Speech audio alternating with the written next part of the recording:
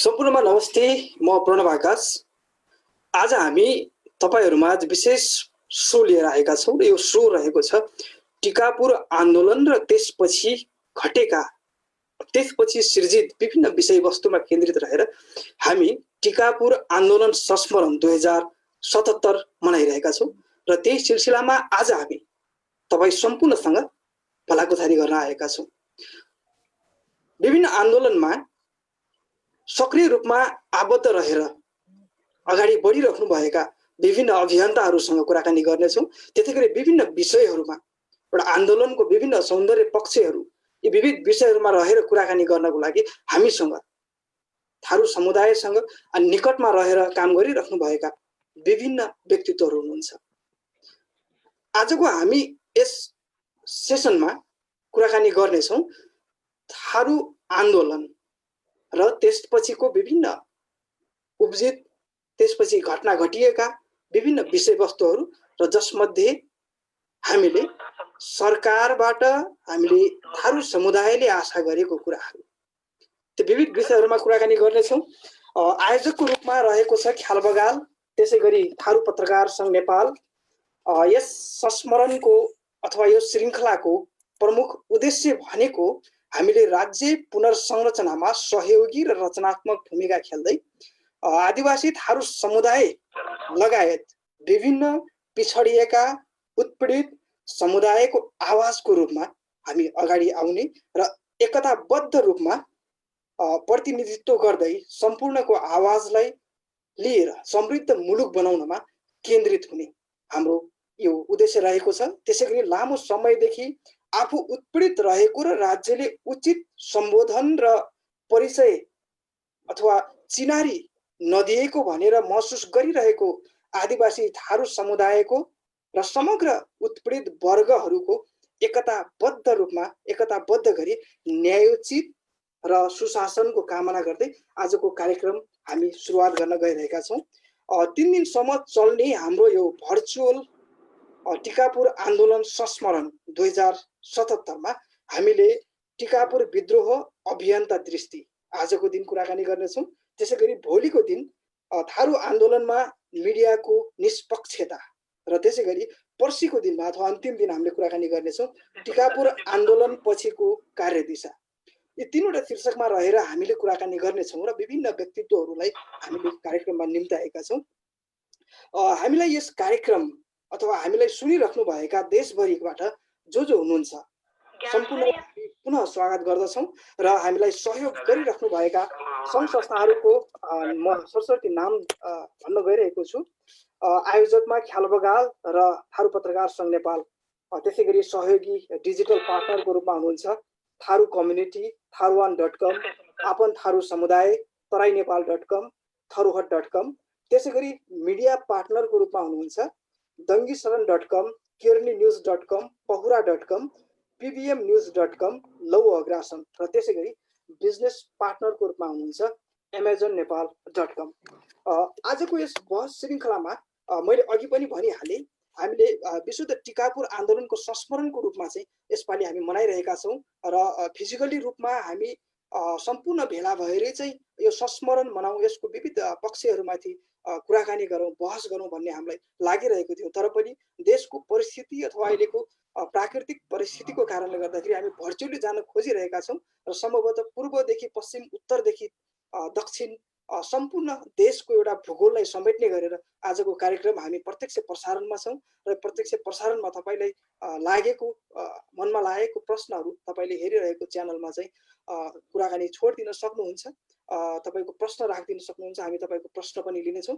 म ढिला नगरिकन आजको सेसनको लागि टिकापुर विद्रोह अभियन्ता दृष्टि यो विषयमा कुराकानी गर्नको लागि म कार्यक्रमको सहजकर्ता इन्दु थारूजीलाई मैले अबको समय हस्तान्तरण गरे।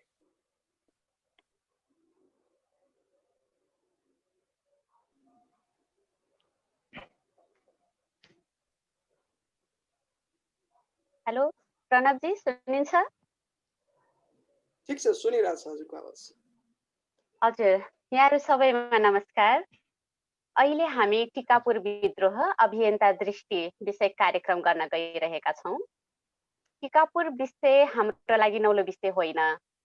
भाद्र महिना आउन लाग्दा नै टिकापुर विषयले टिकापुरवासीलाई मात्रै होइन, हामी धेरैलाई झस्काउने गर्छ। थारूहरूले पहिचानको 5 र सामर्थ्यको 4 आधारमा सङ्घीय सीमाङ्कन तथा नामाङ्कन लगायतका विभिन्न मागहरू राखी लामो समयदेखि आन्दोलन गर्दै आएका थिए। आन्दोलन स्वायत्तता, आत्मनिर्भरता, पहिचान, समानता, समावेशी हक अधिकारको लागि गरिएको थियो, जसको नेतृत्व थरुहर थारूवान संयुक्त सङ्घर्ष समितिले गरेको थियो। पूर्व निर्धारित कार्यक्रम अनुसार थरुहर स्वायत्त प्रदेश लेखेको ब्यानर टिकापुर नगरपालिकामा राख्ने कार्यक्रम रहेको थियो, जसमा हजारौं सङ्ख्यामा थारूहरूले उपस्थिति जनाएका थिए। त्यही क्रममा आन्दोलनकारी र सुरक्षाकर्मी बीच टिकापुर दुर्घटना भएको हो, जसमा 7 सुरक्षाकर्मी र 1 बालकको मृत्यु हुन गएको हो। उक्त घटना पश्चात टिकापुरका थारूहरूमाथि राज्यद्वारा चरम ज्यादती भयो। थारू आन्दोलनका नेता कार्यकर्ता, युवा वर्गर विशेष गरी प्रहरी प्रशासनको टार्गेटमा परे। कर्फ्यूका बीचमा पनि थारूहरूका घर, पसल, होटेल, एफएममा आगो लगाइयो। 58 जना थारूहरू घटनाको प्रतिवादी बनाइए। 27 जना थुनिए। 2075 फागुन 22 गते कैलाली अदालतको फैसलाले 11 जना थुनामुक्त भए। माननीय रेशम चौधरी सहित अझै 16 जना थुनामै रहेका छन्। अहिले टिकापुर घटनाको 5औं वर्ष पुगेको छ र हामी टिकापुर आन्दोलन संस्मरण 2077 शीर्षकमा आधारित रही टिकापुर विद्रोह अभियन्ता दृष्टि श्रृङ्खलामा छौँ। यो विषयमा कुराकानी गर्न हामी माझ हुनुहुन्छ लक्ष्मण थारू, उहाँ थरुहर थारूवान राष्ट्रिय मोर्चाका अध्यक्ष हुनुहुन्छ र टिकापुर घटनापछि 42 महिना जेल जीवन पनि उहाँले भोगिसक्नु भएको छ। त्यसै गरी हाम्रो आजको अर्को पाहुना हुनुहुन्छ मिनराज चौधरीज्यू, उहाँ थारू कल्याणकारिणी सभाको सहमहामन्त्री हुनुहुन्छ। त्यसै गरी दिलबहादुर चौधरीज्यू हुनुहुन्छ, उहाँ मानव अधिकार कर्मी तथा थारू नागरिक समाजको संयोजक हुनुहुन्छ। आजको यस कार्यक्रमको तिनैजना वक्ता लक्ष्मण थारूज्यू, मिनराज चौधरीज्यू र दिलबहादुर चौधरीज्यूलाई म कार्यक्रममा स्वागत गर्न चाहन्छु। नमस्कार।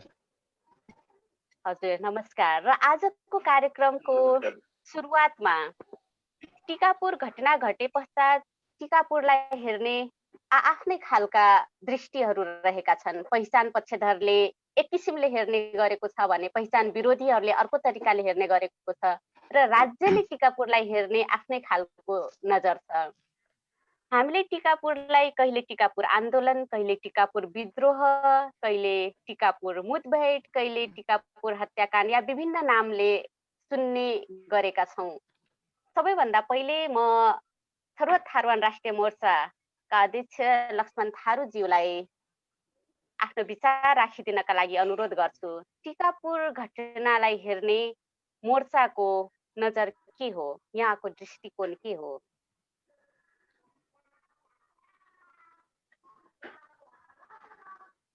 लक्ष्मण थारूज्यू सुन्दै हुनुहुन्छ हामीलाई?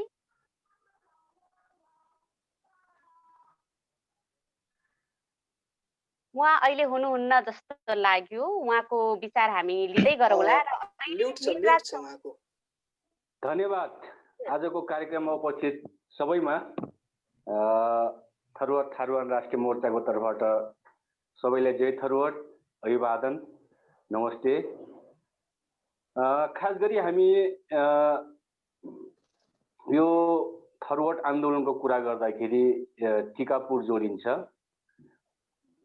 र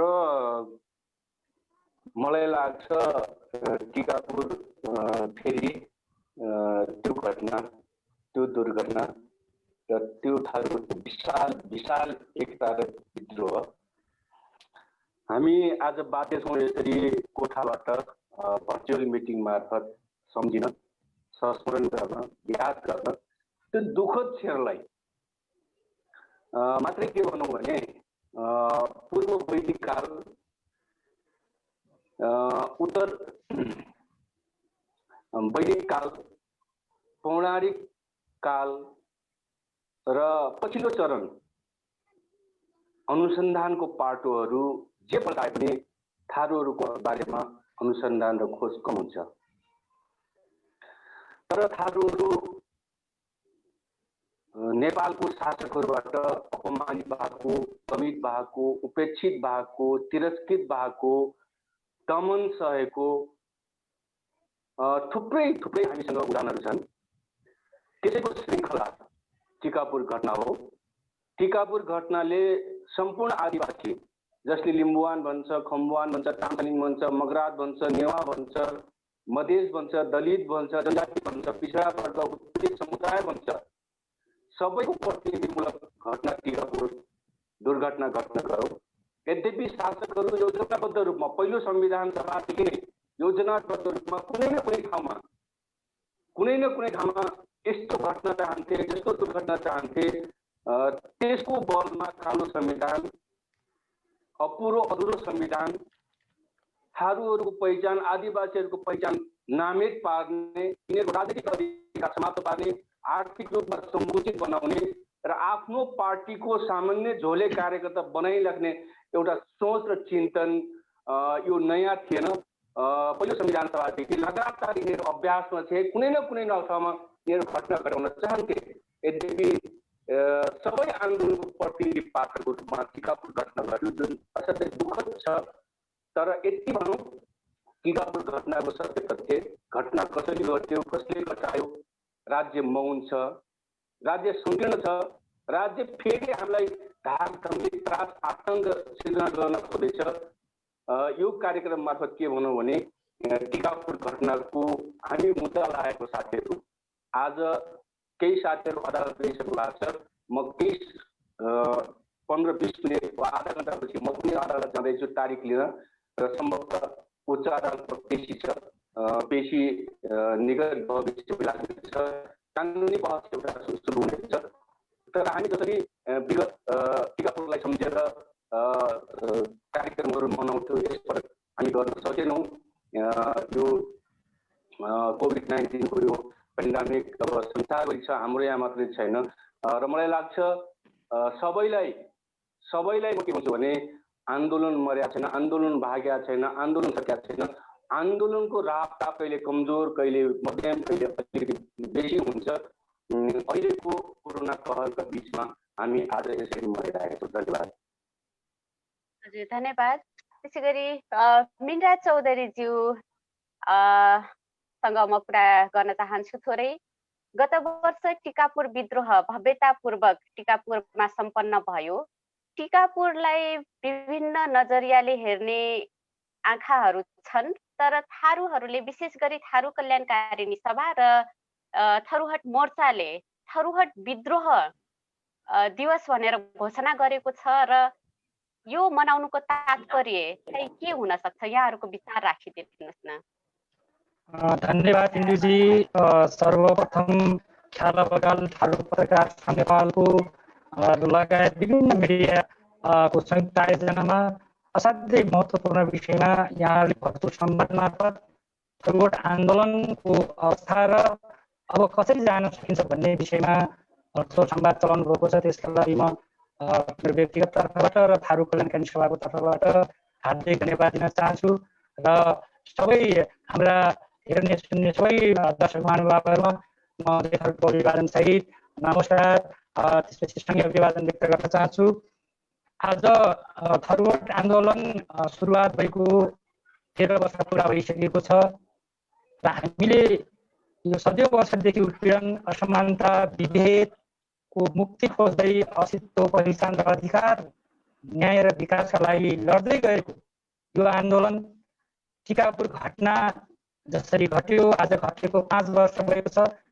यो 13 वर्षको दरमियानमा थुप्रै हाम्रा कमल चौधरी, खड्का छेत्री, प्रकाश चौधरी, रामप्रसाद चौधरी, धनबहादुर थानेत लगायत ज्ञात अज्ञात सबै शहीदहरूप्रति म जय थरूहटको अभिवादन व्यक्त गर्दै श्रद्धासुमन व्यक्त गर्न चाहन्छु। मैले यहाँले जसरी अहिले हाम्रो सहजकर्ता इन्दिजीले उठाउनुभयो, निश्चय पनि हामीले यो देशको आन्तरिक औपनिवेशीकरण र दासत्वको मुक्ति खोज्नका निमित्त हाम्रो पहिचानलाई नामेट गर्ने राज्य सरकारका विरुद्ध हामी जसरी स्वतःस्फूर्त थरूहट आन्दोलन सुरुवात भयो, त्यो सुरुवातकै क्रममा आज यो टिकापुर एउटा घटना घट्यो यो घटना एउटा टिकापुरको सन्दर्भमा भइरहँदाखेरि मूल रूपमा थरूवट आन्दोलनको एउटा हिस्सा टिकापुर घटना हो, जुन हामीले नेपाल सरकारलाई हाम्रा तिरहुँदे माग मुद्दा विगतमा भएका सहमति र सम्झौतालाई कार्यान्वयन गर्नुपर्छ भनेर हामीले पटक पटक आन्दोलन गर्दै आयौँ। यसलाई चाहिँ राजनीतिक सहमति संवादका माध्यमबाट नेपाल सरकारले सम्बोधन गर्नुपर्छ भन्ने हामीले आवाज उठायौँ। र यो देशको नेपाल सरकार, विभिन्न राजनीतिक दल, सत्ता पक्ष, विभिन्न राजनीतिक दलहरूले चाहिँ कदापि पनि संवेदनशील गर्न सकेनन् र हामीले अन्तिममा चाहिँ यो 2072 साल साउन 25 गते थरूवट थारुवान संयुक्त सङ्घर्ष समिति जुन बनाएर सङ्घर्षका कार्यक्रम, सडक सङ्घर्षका कार्यक्रम सशक्त रूपमा अगाडि बढायौँ। यो बढाउने क्रममा एउटा हिस्सा थियो सदरहरू पनि एक किसिमले आन्दोलन गरिरहेको अवस्था थियो, या संहिता र पहिचान विरोधी केही तत्त्वहरूले, पहिचान नस्वीकार्ने तत्त्वहरूले चाहिँ थरूवट आन्दोलनलाई सुनिश्चित ढङ्गले कमजोर बनाउने र निस्तेज बनाउने उद्देश्यका साथ सरकार, सत्तापक्ष र विभिन्न तपाईँका यो पहिचान विरोधी तत्त्वहरू लागि परेको अवस्था थियो। टिकापुरको एउटा आन्दोलन हुँदै गर्दाखेरि हामीले त्यो बेला थरूवट आन्दोलनकर्मी साथीहरूले अखण्ड सुरु पश्चिम मान्दैनौँ, थरूवट स्वायत्त प्रदेश छाड्दैनौँ भनेर नारा सहित शान्तिपूर्ण निहत्था लेखा सहित नाराबाजी गर्दै हामीले जुन किसिम केन्द्रीय योजना थियो कि विभिन्न सार्वजनिक स्थल, सरकारी निकायहरूमा चाहिँ थरूवट स्वायत्त प्रदेश लेखिएको ब्यानर, टुल, साइनबोर्डहरू, होर्डिङ बोर्डहरू झन्डाउने कार्यक्रम थियो। तर यो आन्दोलनको मुख्य कारकतत्व घटाउने भनेको सरकारी गृह प्रशासन हो भन्ने कुरा बुझिन्छ। किन भन्नाले तपाईँको यसो घटनाको दृष्टान्त हेर्नुहुन्छ भने अखण्ड पक्षहरूलाई पृष्ठपोषण गर्ने र थरूवट आन्दोलनमाथि पटक पटक दमन गर्दै जाने जुन पछिल्लो घटनाक्रमले तपाईँको देख्न सकिन्छ। त्यसपछि जब थरूवट आन्दोलन उत्कर्षमा पुग्यो, नेपाली जनता स्वतस्फूर्त सडकमा आइसकेपछि मेची महाकालीका जनताहरू आत्मसम्मान, न्याय र अधिकारका लागि लड्दै गर्दाखेरि राज्य प्रशासनले सुनिश्चित ढङ्गले थरूवट आन्दोलनलाई कमजोर बनाउने, बदनाम गराउने नियतका साथ यो आन्दोलनलाई षड्यन्त्रपूर्वक घटाइयो। र यसरी घटाइसकेपछि निकै चर्चा परिचर्चा चल्यो। थरूवट आन्दोलनमा कतिपय नेताहरूले घुसपैठ भयो, विभिन्न पक्ष आफ्ना आफ्ना व्याख्या, विश्लेषण र दृष्टिकोणहरू आयो। तर हामीले अहिले थारू कल्याणकारिणी सभा लगायत मोर्चाका तर्फबाट पनि अघिल्ला समितिले भनिसक्नुभयो, यो एउटा ऐतिहासिक विद्रोह थियो। थारूहरूमाथि गरिएको दमन दमनका विरुद्धमा थारूहरूले शान्तिपूर्ण तौरबाट ती गृह प्रशासनका दम्भलाई तोडेको घटना टिकापुर विद्रोह भन्ने कुरामा राख्न चाहन्छु। त्यसकारणले गर्दाखेरि यी कुराहरूलाई आज थारू र गैर थारूका बिचमा फुटाउने, टुटाउने र फाटो ल्याउने किसिमका चाहिँ अफवाहहरू फैलाइयो। ती अफवाहहरूलाई फैलाएका ती अफवाहहरू हामीले चिर्नका निमित्त नै टिकापुर सम्मेलन गरेका थियौँ। यहाँ सबैलाई स्मरण छ। त्यस कारणले गर्दाखेरि हामीले यो टिकापुर आन्दोलन आफैमा एउटा ऐतिहासिक थारूहरूको विद्रोह भन्ने कुरा म चक्करमा राख्न चाहन्छु। धन्यवाद मिनराज चौधरीज्यू र दिलबहादुर चौधरीज्यू लाई मैले देखिरहेको छैन, उहाँको विचार म लिन चाहन्छु। मानव अधिकार कर्मीको नाताले र थारू नागरिक समाजको अगुवाको नाताले यहाँले टिकापुर घटनालाई कसरी हेर्नुहुन्छ? धन्यवाद इन्दुजी र हाम्रा आदरणीय थारू आन्दोलनका अगुवाहरू हुनुहुन्छ र सबै साथीहरू। थारू नागरिक समाजको तर्फबाट यहाँहरू सबैलाई म चाहिँ नमस्कार गरेँ। र वास्तवमा उहाँले चाहिँ एकदमै महत्त्वपूर्ण सवाल उठाउनुभयो। हाम्रा थारू आन्दोलनका अगुवाई गर्नुभएका दुईजना मित्र यहाँ संवादमा हुनुहुन्छ र सञ्चालक स्वयं हाम्रो इन्दुजी पनि आन्दोलनमा सहभागी एकजना युवा हुनुहुन्छ। र म वास्तवमा खासै आन्दोलनकारी नै नभए पनि मैले चाहिँ प्रत्यक्ष रूपमा यो थारू आन्दोलन र यो थारू आन्दोलन चाहिँ प्रत्यक्ष रूपमा देख्दै त्यसलाई के अरे अनुगमन गरेको छु र मेरो विचारमा जस्तै अघि साथीहरूले भन्नुभयो, मेरो विचारमा पनि के लाग्छ भने टिकापुर राष्ट्रिय र अन्तर्राष्ट्रिय रूपमा अहिले यति बेला चिनिसकिएको छ र थारू आन्दोलनको नाम लिने बित्तिकै, थरुहट आन्दोलनको नाम लिने बित्तिकै टिकापुरको नक्सा, टिकापुर बजार हैन, त्यो एक किसिमले झलझल्ती चाहिँ सबैको चाहिँ मनमा आउँछ। टिकापुरको जुन यो थारू विद्रोह हो, वास्तवमा थारूहरूले धेरै दिनसम्म अन्याय र अत्याचार भोग्दै आइरहेको अवस्थामा थारूहरूले यो राज्य पुनर्संरचना भइरहेको बेलामा वास्तवमा अब चाहिँ राज्य पुनर्संरचना गर्दाखेरि अब संविधानमा चाहिँ हरेक नेपाली नागरिकहरू अधिकार सम्पन्न हुन्छन्, उनीहरूलाई समानताको अधिकार, स्वतन्त्रताको अधिकार सम्पूर्ण चाहिँ त्यो बहाली हुन्छ नै। र त्यसको साथसाथै राज्य पुनर्संरचना गर्दाखेरि थारू देशको चौथो जनसङ्ख्या हैन, ठुलो भाषा रहेको एउटा समुदाय भएकोले थारूहरूको उसमा पनि एउटा प्रदेश चाहिँ निर्माण हुन्छ भन्ने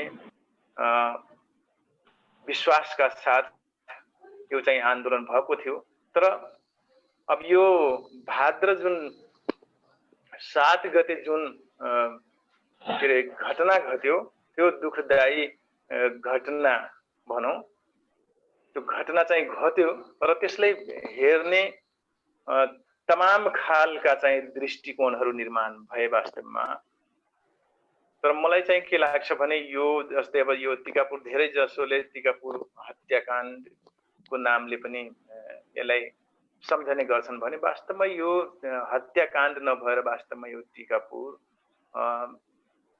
थारू विद्रोह हो र यो एउटा ऐतिहासिक थारू विद्रोह जस्तो मलाई चाहिँ लाग्छ। र यो एक किसिमले भनौँ यो यस जातीय रङ्ग रूप दिने चाहिँ प्रयास पनि भयो, तर यथार्थमा यो जातीय कुनै द्वन्द्व थिएन र जातीय कुनै लडाई पनि थिएन।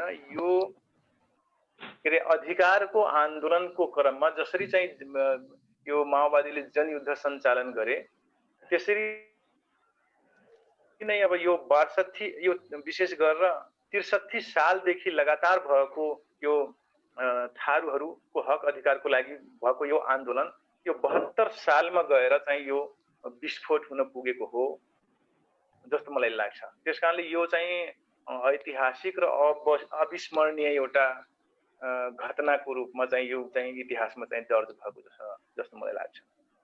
र यसलाई म चाहिँ के लिन्छु भने यो अरू भन्दा पनि यो अलि सामान्यकरण, यो एउटा स्वाभाविक जस्तो चाहिँ घटना हो।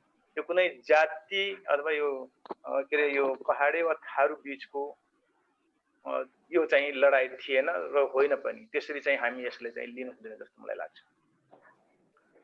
हजुर, धन्यवाद। र म अर्को प्रश्न लक्ष्मण थारूज्यूका लागि राख्न चाहन्छु। उहाँले सशस्त्र द्वन्द्वमा प्रत्यक्ष र प्रमुख भूमिका निभाउनु भयो र त्यसपछि पनि थारूहरूका हक अधिकार स्थापित भएनन् भनेर थरुहट आन्दोलनमा एउटा प्रमुख भूमिका अझैसम्म पनि निर्वाह गर्दै हुनुहुन्छ। र यो राज्यले इतिहास कालदेखि नै थारूहरूमाथि, मार्जिनलाइज्ड कम्युनिटीमाथि जुन एउटा हिस्टोरिकल लेगेसीकै रूपमा थारूहरूमाथि ज्यादती गर्दै आएको छ, यसलाई यहाँले कुन रूपमा लिनुहुन्छ?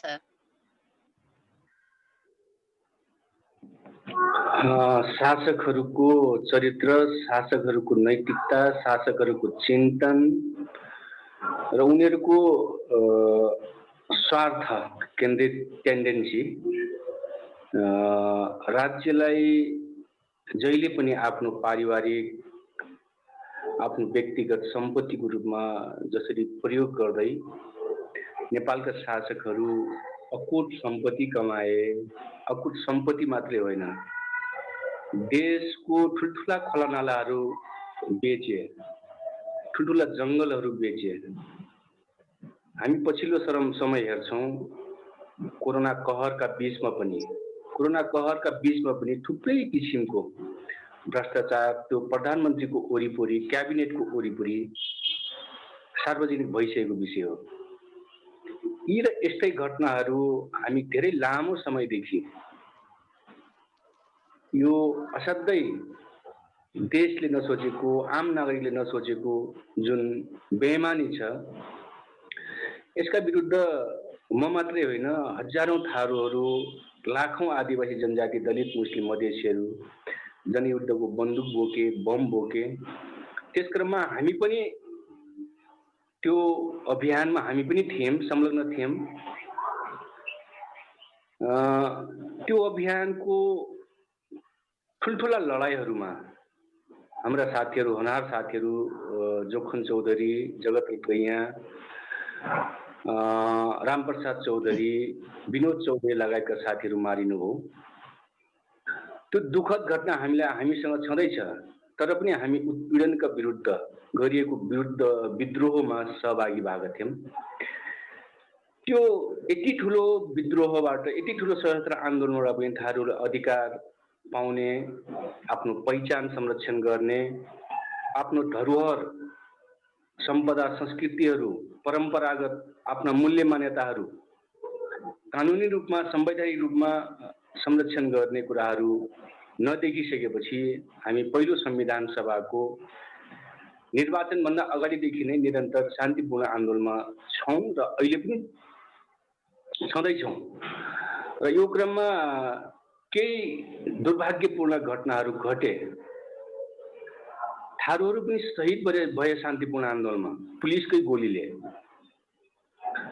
र निरन्तर आन्दोलन चलिराख्दाखेरि कतिपय मान्छेहरू थरुवट आन्दोलनलाई आफ्नो भोट ब्याङ्कको रूपमा, आफ्नो पार्टीगत स्वार्थका लागि प्रयोग गरे। यद्यपि हामी निरन्तर आन्दोलनमा भएका मान्छेहरूको विश्लेषण सहितको संश्लेषण के हो भने, हामीमाथि पछिल्लो समय र अहिले पनि ठुलो दमन गर्ने सरकार छँदैछ। शासकहरू अहिले पनि कुनै न कुनै रूपमा दमन गर्न चाहन्छन् र जहिले पनि हामीलाई विखण्डनकारी, जातिवादी, संकीर्ण विचार भएकाहरू, दर्शन आदर्श कुनै सिद्धान्त नभएका भन्छन्। र मलाई लाग्छ यो देशको तथाकथित कम्युनिस्टहरूले मार्क्सवाद पोलेर खाइसके। समाजवादी काङ्ग्रेसले आफ्नो मूल्य मान्यता भन्दा पनि स्वार्थमा डुबेको छ। हाम्रो लागि लडिदिने, हाम्रो लागि आवाज उठाइदिने, हाम्रो लागि केही गरिदिने राजनीतिक दलहरू हामी देख्दैनौँ। त्यसकारण हामीले भनेका छौँ, हामी स्वतन्त्र ढङ्गले जो पहिचानको पक्षमा छ, जो संहितालाई संरक्षण गर्न चाहन्छ, जसले गणतन्त्र र लोकतन्त्रलाई संस्थागत गर्न चाहन्छ र यो देशमा भ्रष्टाचार निर्मूल गर्न चाहन्छ, ती सम्पूर्ण शक्तिहरू हामी 2 महिना अगाडि मात्रै 2 महिनाको लामो कार्यक्रम, असोज 3 गतेसम्मको कार्यक्रम घोषणा गरिसकेका थियौँ। र म यो सबै चिज सम्झिँदाखेरि हामी बन्दुक र बम बोकेर जनयुद्धमा लाग्यौँ, थुप्रै होनहार योद्धालाई गुमायौँ, पछिल्लो समय थरुवट आन्दोलन उठायौँ, 6 जना थारू युवाहरूलाई शहीद बनाउनु पर्यो। र पछिल्लो समय जब संविधान लेखिँदै गर्दाखेरि हामीमाथि ठुलो वज्रपात भयो र हाम्रो आन्दोलनलाई पहाडी विरोधी भनियो र थारू कट्टरतावादी भनियो र कसैबाट परिचालित भन्ने आरोप लगाइन्छ। र हामी चाहन्छौँ हाम्रो आन्दोलन निश्चित रूपमा थारूहरूको तागत, थारूहरूको राजनीतिक एजेन्डा, सामाजिक एजेन्डा, आर्थिक एजेन्डालाई बोकेर हामी लिम्बुवान भन्नेहरू, खम्बुवान भन्नेहरू, तामाङ सालिङ भन्नेहरू, नेवा भन्नेहरू, मगरात भन्नेहरू, खसान भन्नेहरू, मधेस भन्नेहरू, दलित उत्पीडित समुदाय भन्नेहरूको साथमा आन्दोलनमा छौँ। र म मेरो संश्लेषण के हो भने, जनयुद्ध कालदेखि मात्रै होइन, हिजो गुम्राह थारूको विद्रोह, कोलीदेवी थरुनीको विद्रोह, सबैलाई संश्लेषित गर्दाखेरि आन्दोलनमा हामी संस्थागत हुन राखेका छैनौँ। आन्दोलनले संस्थागत उपलब्धि खोज्छ, न कि आन्दोलनले कुनै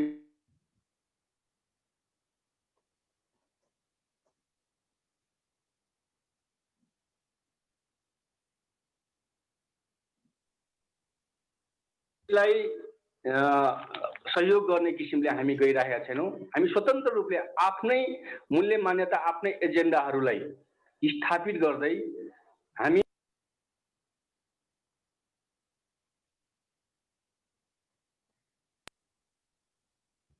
धेरै मुद्दाहरू हामी संशोधन गर्न चाहन्छौँ। हामी माथि लागेको झुट्टा मुद्दा हामी खारेज गर्न चाहन्छौँ। हामीले सामाजिक न्याय, सांस्कृतिक न्याय, राजनीतिक न्याय, संवैधानिक न्याय, कानुनी न्याय हामी चाहन्छौँ। हामीले मागेको यति हो, धेरै चिज केही पनि छैन। र म आजको यो भर्चुअल मिटिङबाट यति भन्न चाहन्छु, विगतमा हामी ठुल्ठुला आन्दोलनहरू गर्यौँ। गत वर्ष हामी टिकापुरमा भव्य रूपमा टिकापुर विद्रोहको संस्मरण गर्यौँ टिकापुरमै। यस वर्ष कोरोना कहरले हामीले त्यो गर्न दिएन र साथीहरूलाई, आम देशभरिका आन्दोलनकारी साथीहरू, आदिवासी साथीहरूलाई, पहिचान पक्ष साथीहरूलाई के भन्न चाहन्छु भने, आन्दोलनको तयारी गर्ने बेला हो, इनर्जी लस गर्ने बेला होइन, यो इनर्जी स्टोर गर्ने बेला हो। ढुक्क भएर बस्नुहोस्, हाम्रो आन्दोलन हार्दैन। हाम्रो आन्दोलन हारेको होइन, केही समय शासकहरूको दमनले थला परेको मात्रै हो। हामी त्यो झुट्टा मुद्दादेखि तर्सिनु हुँदैन। मान्य रेशम चौधरी लगायतका 11 जना साथीहरू जेलमा हुनुहुन्छ, उहाँहरूको पीडालाई सबैले मनन गरिदिनुहोस्। यही कुरा राख्दै म आजको भर्चुअल मिटिङबाट बिदा हुन चाहन्छु। कृपया साथीहरू, अब 2 जना आन्दोलनकारी मित्रहरू, हाम्रो होनहार योद्धा मिनराजी हुनुहुन्छ, मानव अधिकारको दृष्टिकोणले थरोट आन्दोलनलाई, आदिवासी आन्दोलनलाई आफ्नो ठाउँबाट विश्लेषण गर्दै लेख्दै आउनुभएका नागरिक अगुवा, मानव अधिकार कर्मी दिलबहादुर सरलाई सम्पूर्ण मेरो टाइम दिँदै म अदालत जानुपर्नेछ। आज हाम्रो तारिक छ, त्यसको लागि म क्षमा प्रार्थी छु साथीहरूसँग। म यतिमै अहिले बिदा हुन चाहन्छु। धन्यवाद साथीहरू। धन्यवाद विचारका लागि।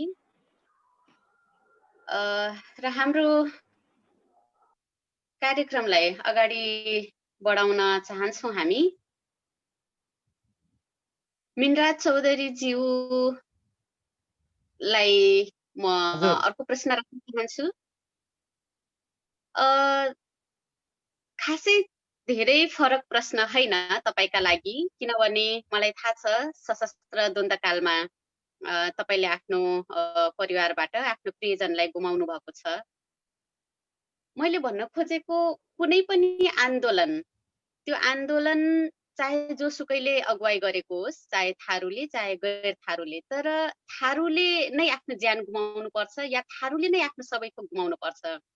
र यो प्रक्रिया हिजोदेखि आजसम्म पनि निरन्तर रूपमा अगाडि बढिरहेकै छ।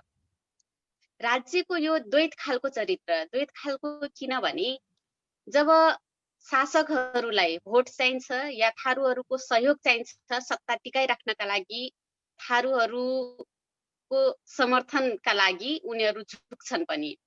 तर त्यही थारूहरू जब आफ्नो अधिकारका लागि आवाज उठाउन थाल्छन्, त्यही थारूमाथि चरम ज्यादती गरिन्छ। यस्तो खालको द्वैत चरित्र, यस्तो खालको राज्यको पोलिसीलाई थारूहरूले कसरी एन्काउन्टर गर्ने, यसलाई कसरी चिर्दै हामी अगाडि बढ्ने, खास गरी टिकापुर घटनालाई नै केन्द्रमा राखेर तपाईको कुराहरू सुनौँ न।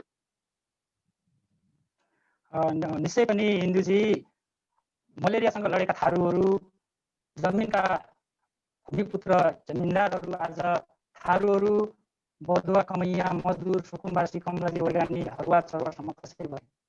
नेपालको अहिलेको राष्ट्रिय राजनीतिलाई हेर्ने पनि ऐतिहासिक रूपमा कि राणाकालीनदेखि एउटा चाहिँ बित्ता प्रथादेखि पञ्चायतकालीन जमिनदारी प्रथासम्म थारूमाथि चरम रूपमा शोषण, दमन, अन्याय, अत्याचार भएको कुराहरू हामीले फेरि हेर्न सक्छौँ। अघि पनि लक्ष्मणजीले धेरै कुराहरू बताइसक्नुभयो। थारूहरू, बडा हाकिम, पटवारी समेत जिम्मेवारी वहन गरेर आज गाउँ समाज हरेक सामाजिक न्याय आर्थिक रूप हिसाबले चाहिँ नेतृत्व गरेका थारूहरू राजनीतिक रूपमा हामी आज किन यसरी पछाडि पार्यौँ त? सामान्य अलिकति मैले तपाईँले भने जस्तै कि नेपालको राष्ट्रिय राजनीतिमा महत्त्वपूर्ण भूमिका खेलेका हाम्रा अग्रजहरूकै कुरा गरौँ। परशुनारायण थारू, राधाकृष्ण थारू, त्यसपछि तपाईँ कैलाली टोटाहारी, सन्तलाल, त्यसपछि पहिलो बडा हाकिम चाहिँ तपाईँको महकिर सिंह, फत्ते सिंह थारूहरू, कोलीदेवी थारू, गुमरा थारू, सगुनलाल, जोखन रजैया, सक्र डङ्गौरासम्म आइपुग्दाखेरि कसरी क्रमबद्ध रूपमा थारूहरूमाथि, थारू नेतृत्वमाथि आक्रमण भयो, यो कुराहरू एउटा चाहिँ दृष्टान्त मात्र हो। अहिले टिकापुर आन्दोलनसम्म आइपुग्दाखेरि तपाईँ हामी हेरौँ, हामी थर्मल आन्दोलनको क्रममा भन्दै गर्दाखेरि इतिहास हेर्ने पनि नेपाली काङ्ग्रेसले पनि हतियार उठायो, नेकपा एमाले पनि हतियार उठायो, माओवादीले पनि हतियार उठायो। देशका अधिकांश राजनीतिक दलहरूले आफ्ना हक अधिकारलाई स्थापित गर्नका लागि, राज्यको सत्तामा बागडोर जमाउनका लागि हतियार उठाएर आज राज्य सत्तामा गएको अवस्था छ। तर दुर्भाग्य यो देशका भूमिपुत्र थारूहरू हिजोका दिनमा एक मधेस एक प्रदेशको नारा लाग्दै गर्दाखेरि त्यसको प्रतिरोधमा यो फरवर्ड भूमि, फरवर्ड तराईको हाम्रो आत्मसम्मान र पहिचान कुनै पनि हालतमा हामी यसलाई तलमाथि हुन दिँदैनौँ भनेर लड्दै गर्दाखेरि एउटा राष्ट्रियताका बिल्ला गरेका थारूहरूलाई आज आतङ्ककारी साम्प्रदायिक दङ्गा द्वेष फैलाउने किसिमले राज्यले हामीलाई हिँडिरहेको अवस्था। यसरी मैले भनिरहँदाखेरि तपाईँ हामी हेरौँ कि थारूहरूमाथि बढ्नु क्रमबद्ध रूपमा आन्दोलनकै क्रममा तपाईँको उहाँहरूमाथि एउटा राज्य सरकारबाट दबाउ भएको कुराहरू हामी देखिरहेका छौँ। थर्मल आन्दोलन हुँदाखेरि ६५ सालमै तपाईँको फागुनको 20 गतेमा सौरामा गोली चल्यो, 30 गते दाङमा गोली चल्यो, बर्दियाको महिनापोखरमा चल्यो। त्यसपछि ६९ सालमा चाहिँ तपाईँको फेरि हाम्रो डन्डामा गोली चल्दाखेरि हाम्रा शहीदहरू भए। मिनराजी तपाईको बोल्नुहुन्छ, तपाईको आवाज एकदमै डिस्टर्बेन्स आइरहेको छ, त्यो निकालेर बोल्नुहुन्छ। हुन्छ।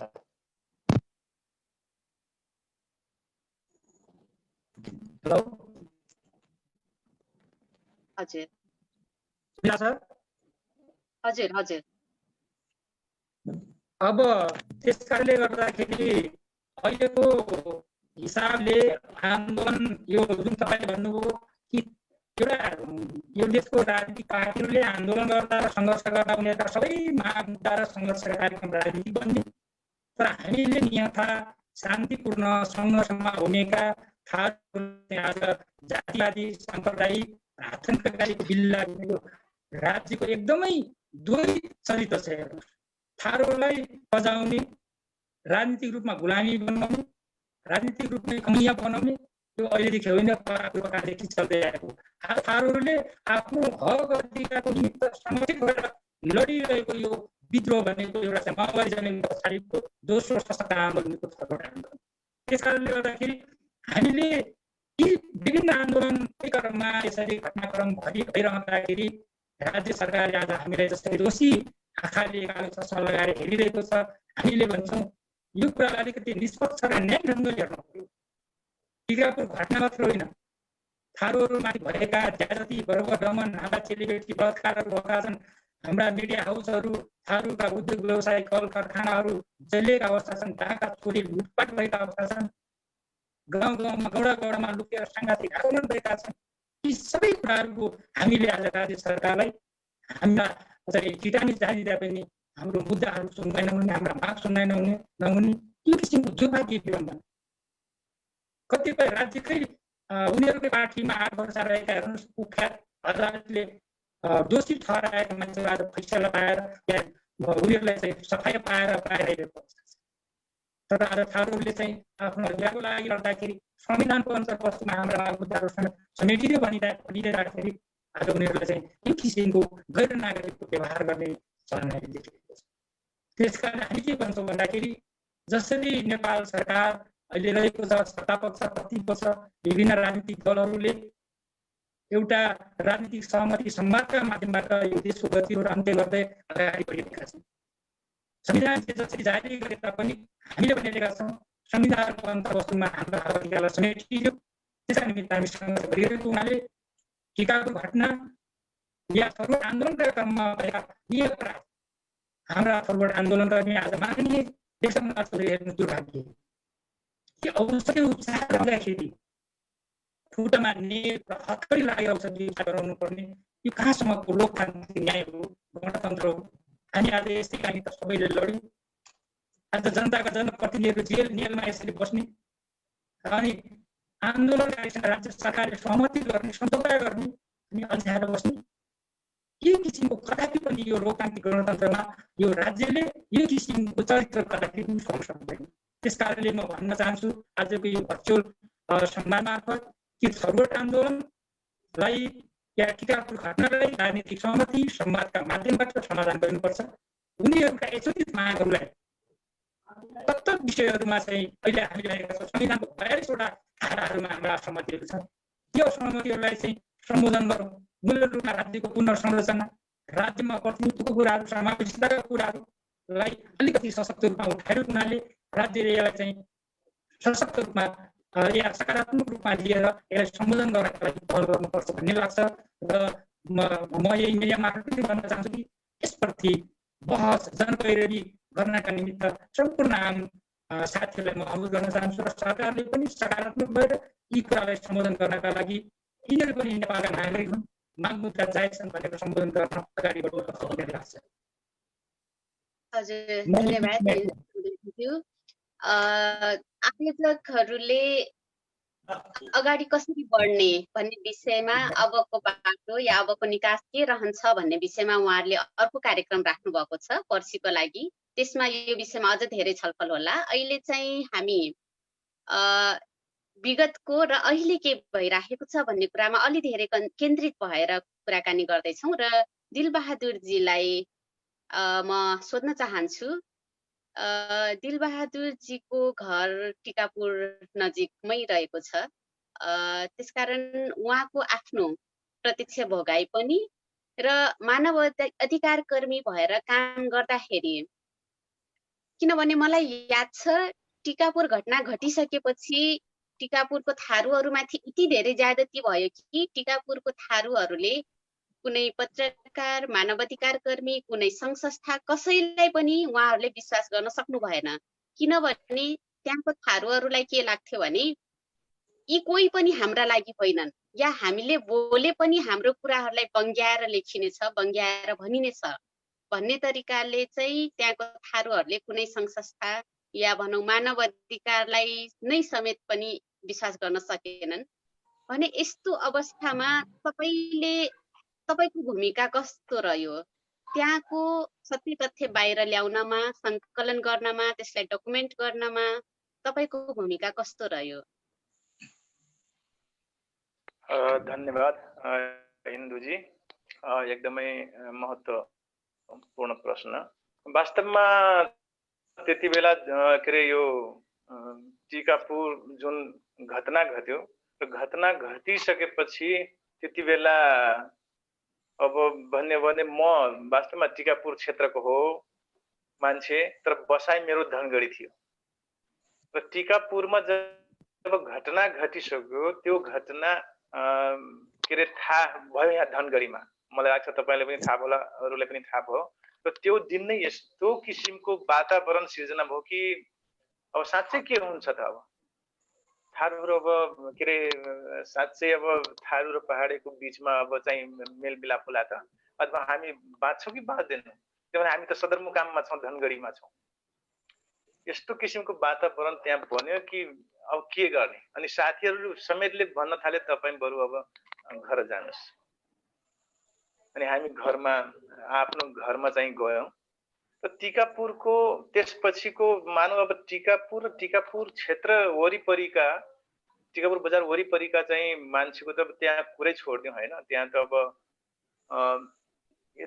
यति यातना त्यहाँ भोग्यो होइन। अब त्यो त्यहाँको मान्छेलाई अब प्रत्यक्ष यदि सोध्ने हो भने त्यहाँ उहाँहरूको आवाज, उहाँहरूको भनाइ, उहाँहरूको पीडा सुनेपछि अहिले पनि के अरे आँखा रसाउँछ। अहिले पनि चाहिँ रुन मन लाग्छ। अवस्था त्यस्तो थियो, साह्रै गाह्रो थियो होइन। त्यहाँ अब हस्पिटल समेत मा पनि अब त्यहाँ बिरामीहरू थारू भएकै नाताले चाहिँ त्यहाँ कुटाई खाए हैन। बिरामीहरू जो हस्पिटलमा गएका छन्, अब यहाँसम्म कि जो अब नर्स थिए, त्यहाँ काम गर्ने स्वास्थ्य कर्मी थिए हस्पिटलमा टिकापुर, तिनीहरू समेत असुरक्षित भएर उनीहरूलाई अरू कर्मचारी साथीहरू, गैर थारू कर्मचारी साथीहरू उहाँहरूले चाहिँ मुस्किलले चाहिँ बचाउनुको अवस्था त्यस्तो थियो। सुत्केरी हुन लागेका महिला समेतले चाहिँ सेवा पाएनन्, अवस्था त्यस्तो थियो। र त्यसपछिका दिनहरूमा अब हामी मानवाधिकारको क्षेत्रमा काम गर्ने सङ्घ संस्थाहरू होइन, यो त अति भयो, यो भएन, चुपचाप बसेर हुँदैन भनेर त्यसको अर्को दिन अब हामी दोस्रो तेस्रो दिन हामी चाहिँ घटनास्थल पुग्यौँ र स्थिति अब त्यहाँ भयावह नै थियो। अब कर्फ्यू लागेको अवस्था हैन, सुनसान अवस्था। अब त्यहाँ एक किसिमको फेरि के हुने रहेछ भने यो प्रशासनिक उसमा मेरो नजरले हामी अनुगमन गर्दा फेरि पनि के देख्यौँ भने वास्तवमा त्यहाँ अब गैर थारूहरू चाहिँ हिँडडुल गर्नमा अलि स्वतन्त्रता थियो भने थारूहरू त अब पटक्कै हिँड्ने वातावरण थिएन। त्यहाँ देखेको अवस्था त्यस्तो थियो, साह्रै गाह्रो। अनि हामी सम्बन्धित के अरे यो जहाँ त्यो घटना घटेको थियो त्यहाँ पनि पुग्यौँ र त्यसपछि त्यो बालक जुन मारिएको ठाउँ हो त्यहाँ पनि पुग्यौँ हैन। र त्यति बेला अब हामीसँग भनेको चाहिँ उसले के हो भने अब त्यो गोली कहाँबाट आयो त्यो थाहा भएन, तर गोली आयो, गोली लाग्यो भन्ने खालले त्यसरी चाहिँ फलानाले मारे, यिनले मारे भन्ने कुरा त्यहाँ उसले चाहिँ बोलेको थिएन के।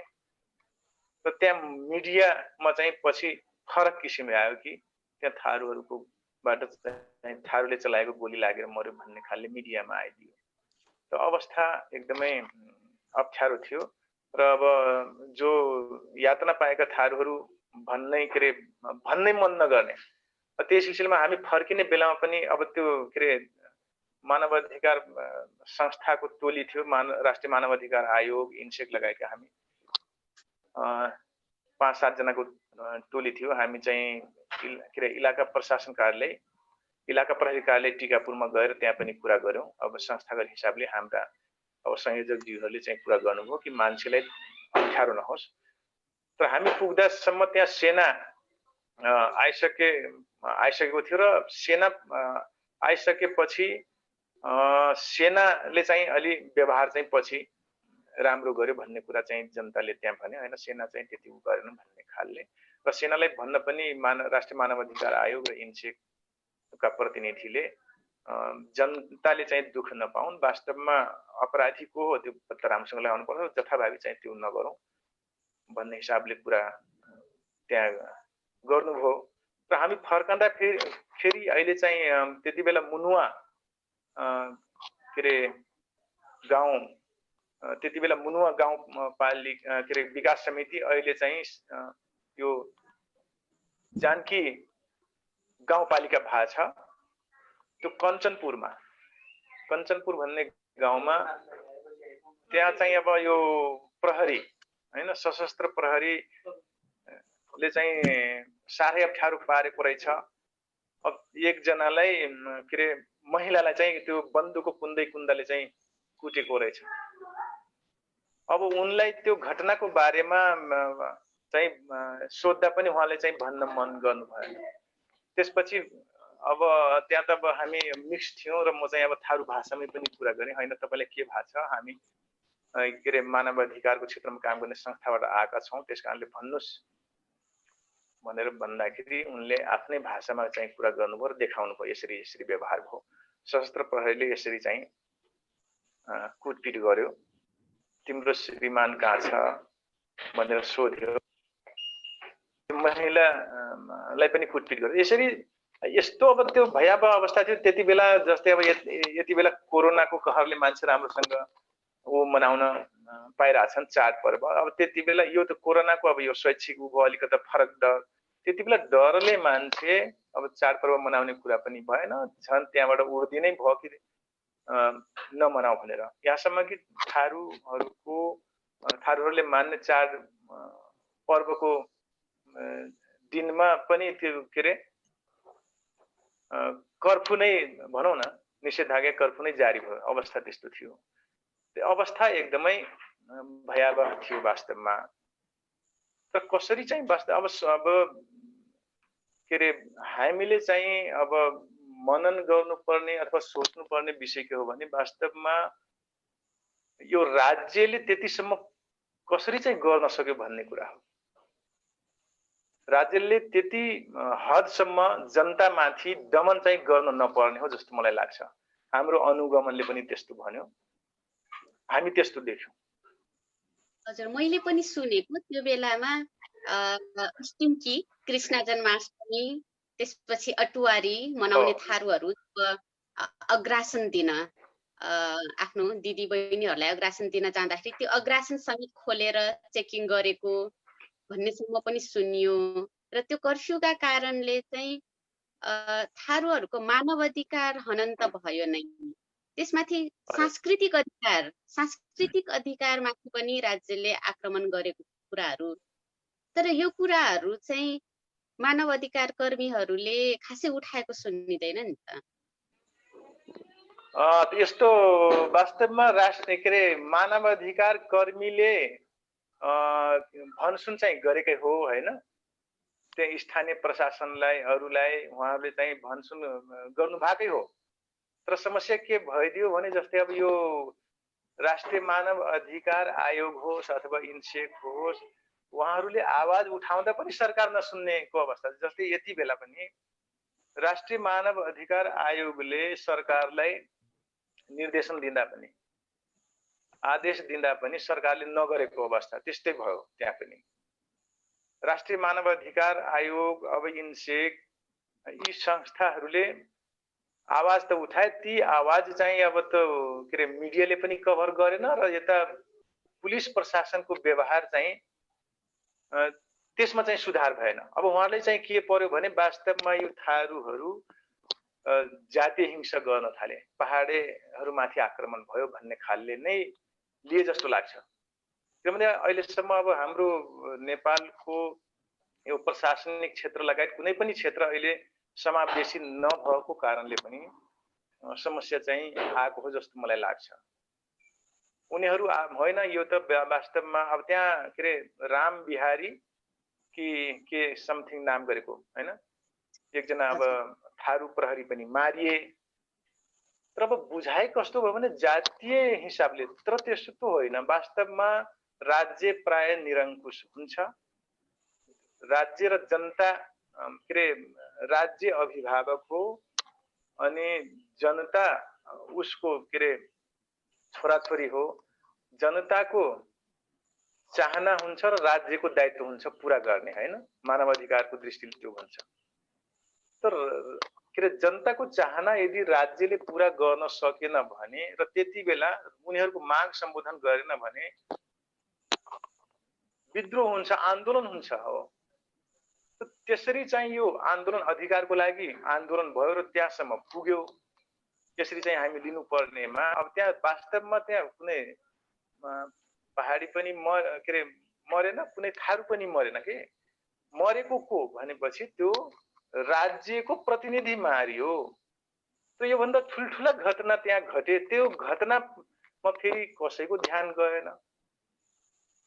2058 सालमा यो फागुन 4 गते अछामको मङ्गलसेन अनि साफेमा आक्रमण भयो। त्यति बेला माओवादीले आक्रमण गरेर आए। त्यहाँ 164 जना सेना र सशस्त्र प्रहरी एकै रात मारिए। अब त्यो घटना मिडियाको लागि, हाम्रा के अरे दलहरूको लागि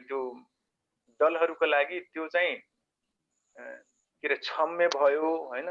र टिकापुर घटना जुन हो त्यो चाहिँ अक्षम्य अपराध हुन पुग्यो, त्यो चाहिँ हत्या भयो। त्यस हिसाबले त्यहाँ चाहिँ त्यसलाई के अरे व्याख्या विश्लेषण जुन गर्ने काम हो त्यो नै गलत हो। हेर्ने के अरे यो दृष्टिकोण नै फरक पर्यो। त्यसले गर्दा यो समस्या आएको हो जस्तो मलाई लाग्छ। हजुर, धन्यवाद। म मिनराजजीतिर जान चाहन्छु। टिकापुर घटना भइरहँदाखेरि मलाई लाग्छ मिनराजजी काठमाडौँमा हुनुहुन्थ्यो, काठमाडौँको आन्दोलनको नेतृत्व गर्दै हुनुहुन्थ्यो उहाँ। टिकापुरमा थारूहरूको घर जलिराख्दाखेरि टिकापुरका थारूको घर मात्रै जलेन, जहाँसुकै बस्ने थारूको मन पनि जल्यो त्यो सँगै। र त्यो बेलाको मिनराजीको भोगाईहरू यहाँले चाहिँ जब टिकापुर घटना भयो भन्ने कुरा सुन्नुभयो, थाहा पाउनुभयो, तपाईँको रियाक्सन या तपाईँको सोचाइहरू त्यो बेला कस्तो खालको आयो, तपाईँको त्यो बेलाको एक्सपिरियन्सहरू सुनौँ न छोटोमा। धन्यवाद इन्दुजी। मूल रूपमा टिकापुरको एउटा दुःखद घटना भइसके पछाडि म काठमाडौँमै थिएँ। एउटा काठमाडौँकै मोर्चामा मैले त्यो हिसाबले नेतृत्व गरिरहेको अवस्था थियो र टिकापुरको घटना घटिसके पछाडि मैले त्यो बेला पनि एकदमै जोड उठाएको थिएँ। राज्य प्रशासनले जुन किसिमको त्यहाँ कर्फ्यू लगाइयो, निर्देश गरेर त्यो किसिमको त्यहाँ नवलपुर, खैरा, गौचरा लगायत थापापुरमा जसरी त्यहाँ धरपकड गर्ने काम अन्धाधुन प्रहरीले चाहिँ गर्न थालेपछि त्यहाँ भयभित्र राष्ट्रिय वातावरण बनिसकेपछि सरकारले एक किसिमको उच्च स्तरीय छानबिन समिति बनाउने भन्ने कुरा पनि गरिरहेको थियो। त्यही बेला मैले पनि जोरदार रूपले एउटा चाहिँ मोर्चामा र थारू कल्याणकारी सभामा नै मैले प्रस्ताव रूपमा उठाएको थिएँ कि राज्य सरकारले कहिले पनि सत्य तथ्य प्रतिवेदन छानबिन गर्न सक्दैन। त्यस कारणले गर्दाखेरि यो अहिले यो टिकापुर घटनाको सन्दर्भमा सर्वप्रथम मोर्चाले नै छुट्टै एउटा संयन्त्र बनाएर त्यसको अध्ययन गरिनुपर्छ र त्यो घटनाबाट के कसरी हुन भयो घटना भयो भन्ने कुरा चाहिँ हामीले आन्तरिक परिजनको हिसाबले पनि एउटा छानबिन समिति बनाउँ भन्ने कुरा पहिलो गरियो गयो। दोस्रो कुरा कि टिकापुरको घटना घटिसके पछाडि जुन किसिमको हाम्रा नेतृत्व पङ्क्तिका साथीहरूले टिकापुर घटना पश्चात त्यसलाई एउटा चाहिँ नेतृत्व गरेर त्यसलाई सेप्ल्यान गर्नका लागि नेतृत्व गर्न सक्नुपर्ने हो। त्यही हिसाबले हाम्रो कहिलेकाहीँ मोर्चामा हुँदै पनि थियो। त्यो हामीले त्यो घटना घटिसकेपछि त्यो आन्दोलनलाई हामीले सही ढङ्गले नेतृत्व गरेर एउटा क्लाइम्याक्ससम्म पुर्याउन सक्ने हुन्छ पर्वसम्म थियो। तर गिर प्रशासनले के गर्यो, कर्फ्यू लगायो, निषेधाज्ञा जारी गर्यो। यहाँ कुनै थारू चाहिँ एउटा नेतृत्वको कुरा चाहिँ छानी खोजी त्यो किसिमको धरपकड र मुद्दा चलाउने काम जब गर्न थाल्यो, यो एउटा चाहिँ आन्दोलनलाई कमजोर बनाउने षड्यन्त्रका साथ भयो भन्ने कुरा मेरो। अझ मलाई के लाग्यो, विडम्बना हेर्नुहोस्, कति लागेको छ, एफएमहरू दण्डनी जलेका छन्, थारूहरूका घर पसल खोकाहरू लुटेका छन्, चेलीबेटीहरू बलात्कार गरेका छन्। हामीले न्याय माग्न जाँदाखेरि पनि ती अपराधीहरू खुले आमुनीहरूका बिचमा हिँड्ने, तर हाम्रा साथीहरू चाहिँ थारू भएकै हिसाबले पक्रेर मुद्दा चलाउने, त्यो किसिमको राज्यको यो किसिमको दमनकारी नीति लागू गरिसके पछाडि थारू र गैर थारूका बिचमा द्वन्द्वात्मक अवस्था सिर्जना राज्यले नै गरायो। त्यसपछि मैले एउटा मानव अधिकार बारेर पनि मैले भनिसक्नुभयो। हामीले के भनेको थियौँ भन्दाखेरि हामीले आन्दोलन गरिरहेको कुरा आदिवासी जनजातिको अधिकार सम्बन्धी हामीले विभिन्न ऐन कानुन अधिकार अनुसार गरेको कुरा, राष्ट्रिय मानव अधिकारकै एउटा अभिन्न अङ्ग छ हाम्रो मुद्दाका कुरा। त्यसपछि सबै कुराहरूलाई चाहिँ अहिले मिडिया हाउसहरू जल्यो, थारूहरूका पसलहरू जल्यो, तर कुनै पनि मिडिया हाउसहरूले ठुल्ठुला रूपमा चाहिँ हाम्रो पक्षमा बोलेन। हिजोका दिनमा थारूहरू चाहिँ राष्ट्रवादी हुन् भनेर भन्ने मिडियाहरू, नेताहरू, राजनीतिक दलहरू टिकाको घटना पछाडि कि थारूहरू आतङ्ककारी हुन् भन्ने हिसाबले जातिवादी चस्मा लगाएर हेर्ने यिनीहरूको नियत हो। यति मात्र होइन, हामीले श्रद्धाञ्जली गऱ्यौँ। टिकापुर सम्मेलन पछाडि मोर्चाकै नेतृत्वमा टिकापुरको क्षेत्रीय स्तरीय र नागरिक समाज र महिलाहरूले टिकापुरमा एक हप्ता पछाडि तपाईँको श्रद्धाञ्जली निकाले। हामी र हाम्रो लडाइँ भनेको राष्ट्रसँगको लडाइँ हो, हामी कुनै जाति विशेष र समुदायसँग होइन भनेर लड्दै गर्दाखेरि पनि कुनै मिडियाले चाहिँ तपाईँको स्थान दिन सकेन। यति दुर्भाग्य। तैपनि थारूहरूले चाहिँ यो आन्दोलन थगोट भूमिमा रहेर सबै आदिवासी जनजाति, दलित, मधेसी उत्पीडनमा परेर सबैका लागि हो भन्ने हिसाबले हामीले लड्दै गर्दाखेरि यसलाई चाहिँ गलत रूपमा व्याख्या गरेर भ्रम सिर्जना गरे। मूल रूपमा यी राजनीतिक नेतृत्व गरेका शीर्ष राजनीतिक नेतृत्व गर्ने राजनीतिक दलका केही नेताहरूले गर्दाखेरि पनि यी किसिमका वातावरणहरू बनाउने काम गरे। यसकारणले गर्दाखेरि यो टिकापुरको घटनालाई मलाई लाग्छ मेरो पर्सपेक्टिभबाट जसरी अहिले राज्य सरकारले लिएको छ, अघि बडा राम्रो उदाहरण पनि दिनुभयो कि हामीले आफ्नो अधिकारका निमित्त लड्दाखेरि आज त्यो घटना घट्यो, सरकारले छानबिन समिति गठन गर्यो। त्यो बेलाको गृहमन्त्री बाबुराम गौतमले दक्षिणाबाट घुसपैठ भनेर त्यहाँसम्मको भाषा प्रयोग गर्नु भएको छ। आज आफैले बनाएको गिरिचन्द्रलाल आएको प्रतिवेदनका कुरा गरौँ, दिलराम शर्माको प्रतिवेदनहरू आज सार्वजनिक किन हुन सकेको छैन? हामीले भनेकै छौँ ती प्रतिवेदनहरू सत्य तथ्य सार्वजनिक गरिनु पर्यो न्यायसँग ढङ्गले, र हामीमाथि चाहिँ हाम्रा सर्वोच्च आन्दोलनकर्मीमाथि लगाएका झुटा मुद्दा खारेजका कुराहरू, अब क्षतिपूर्तिका कुराहरू पनि छन्। यी कुरा त कहिले तपाईँको त्यो आलो घाउमा, त्यो राजनीतिक आलो घाउमा चाहिँ तपाईँको सामान्य रूपमा चाहिँ थोर बहुत गरेर चाहिँ क्षतिपूर्ति उपलब्ध गराएर यो पीडा हामी कहिले पनि बिर्सिन सक्दैनौँ। त्यस कारणले गर्दाखेरि यी कुराहरूलाई निश्चय पनि यो टिकापुर घटना पछाडि जुन किसिमको राज्यले त्यहाँ वातावरण बनायो, सबै जिम्मेवारी राज्यले लिनुपर्छ।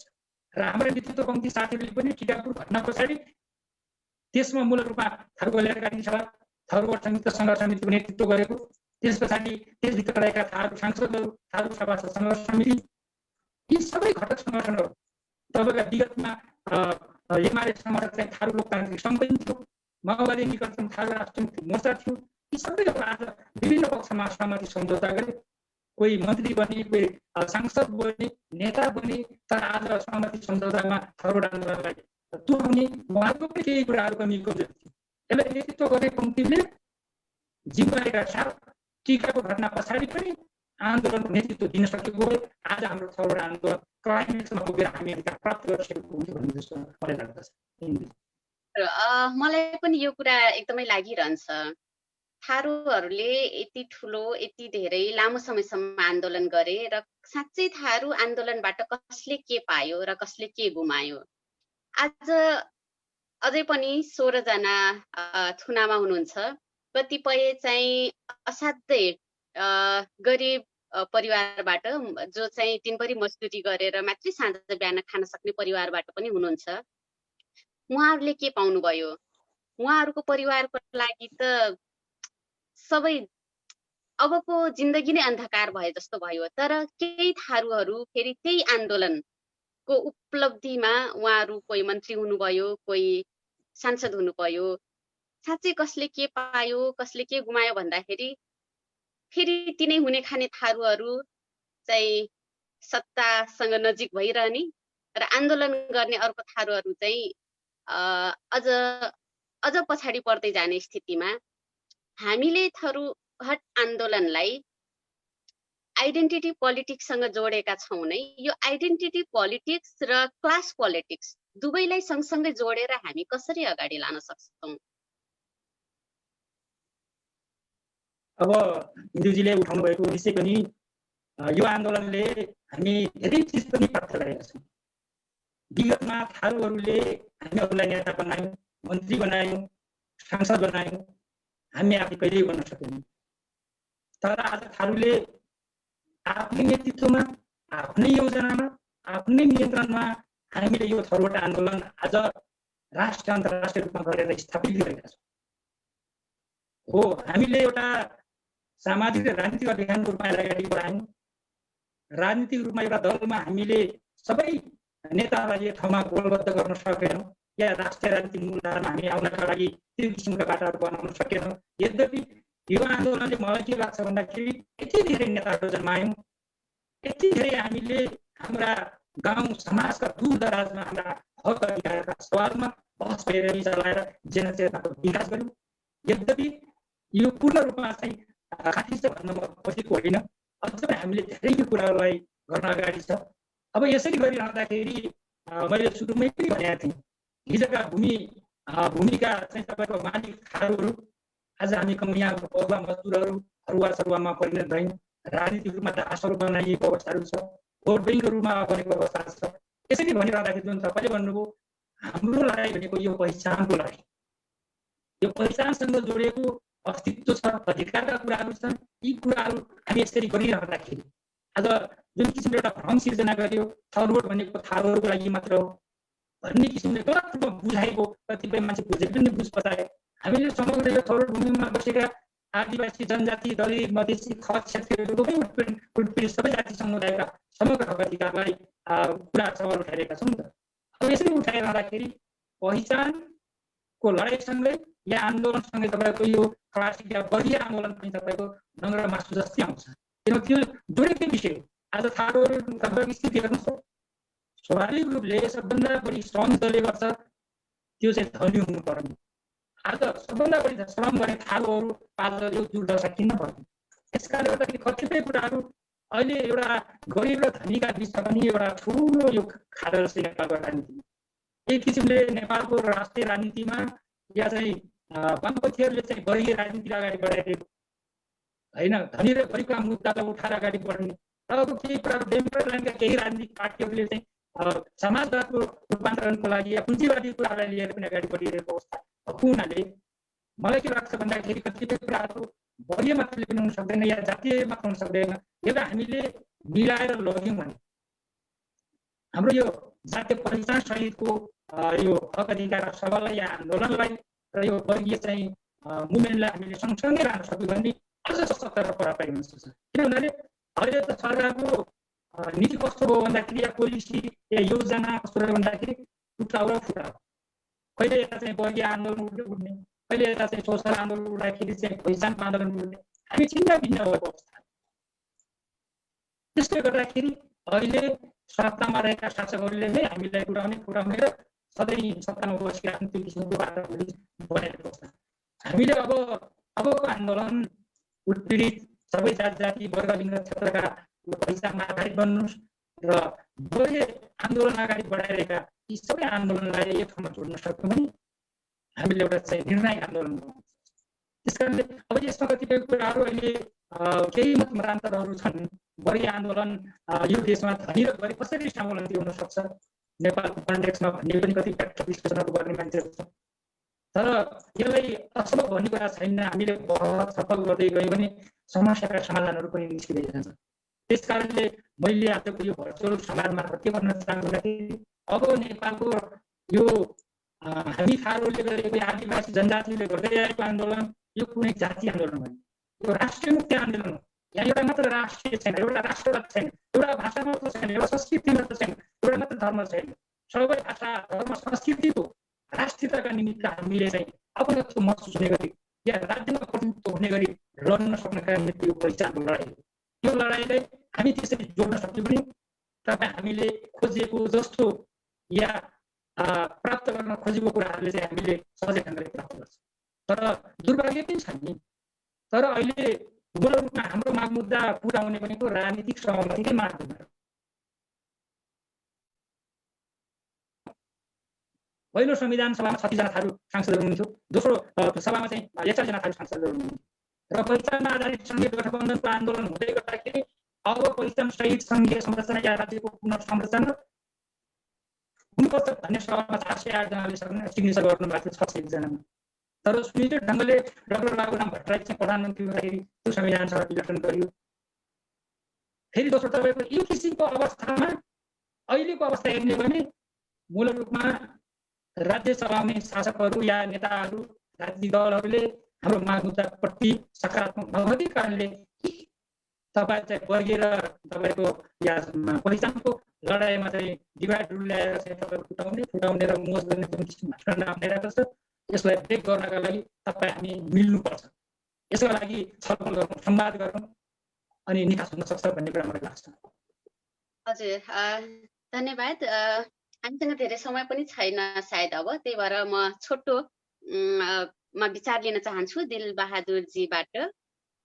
यहाँ मानव अधिकारको क्षेत्रमा काम गर्नुहुन्छ र मानव अधिकार भन्ने कुरा एकदमै पोलिटिकल कुरा हो। कुन देशको पोलिटिक्स या सरकार कस्तो छ, त्यो देशको मानव अधिकार कस्तो रहने भन्ने कुरा राज्य सत्तासँग कनेक्ट हुँदो रहेछ। त्यसकारण मानव अधिकारको क्षेत्रमा काम गरिराख्दाखेरि तपाईले पनि पक्कै यो सबै भोग्नुभयो होला, पोलिटिकल कुराहरू, पोलिटिकल एन्काउन्टरहरू तपाईले धेरै भोग्नुभयो होला।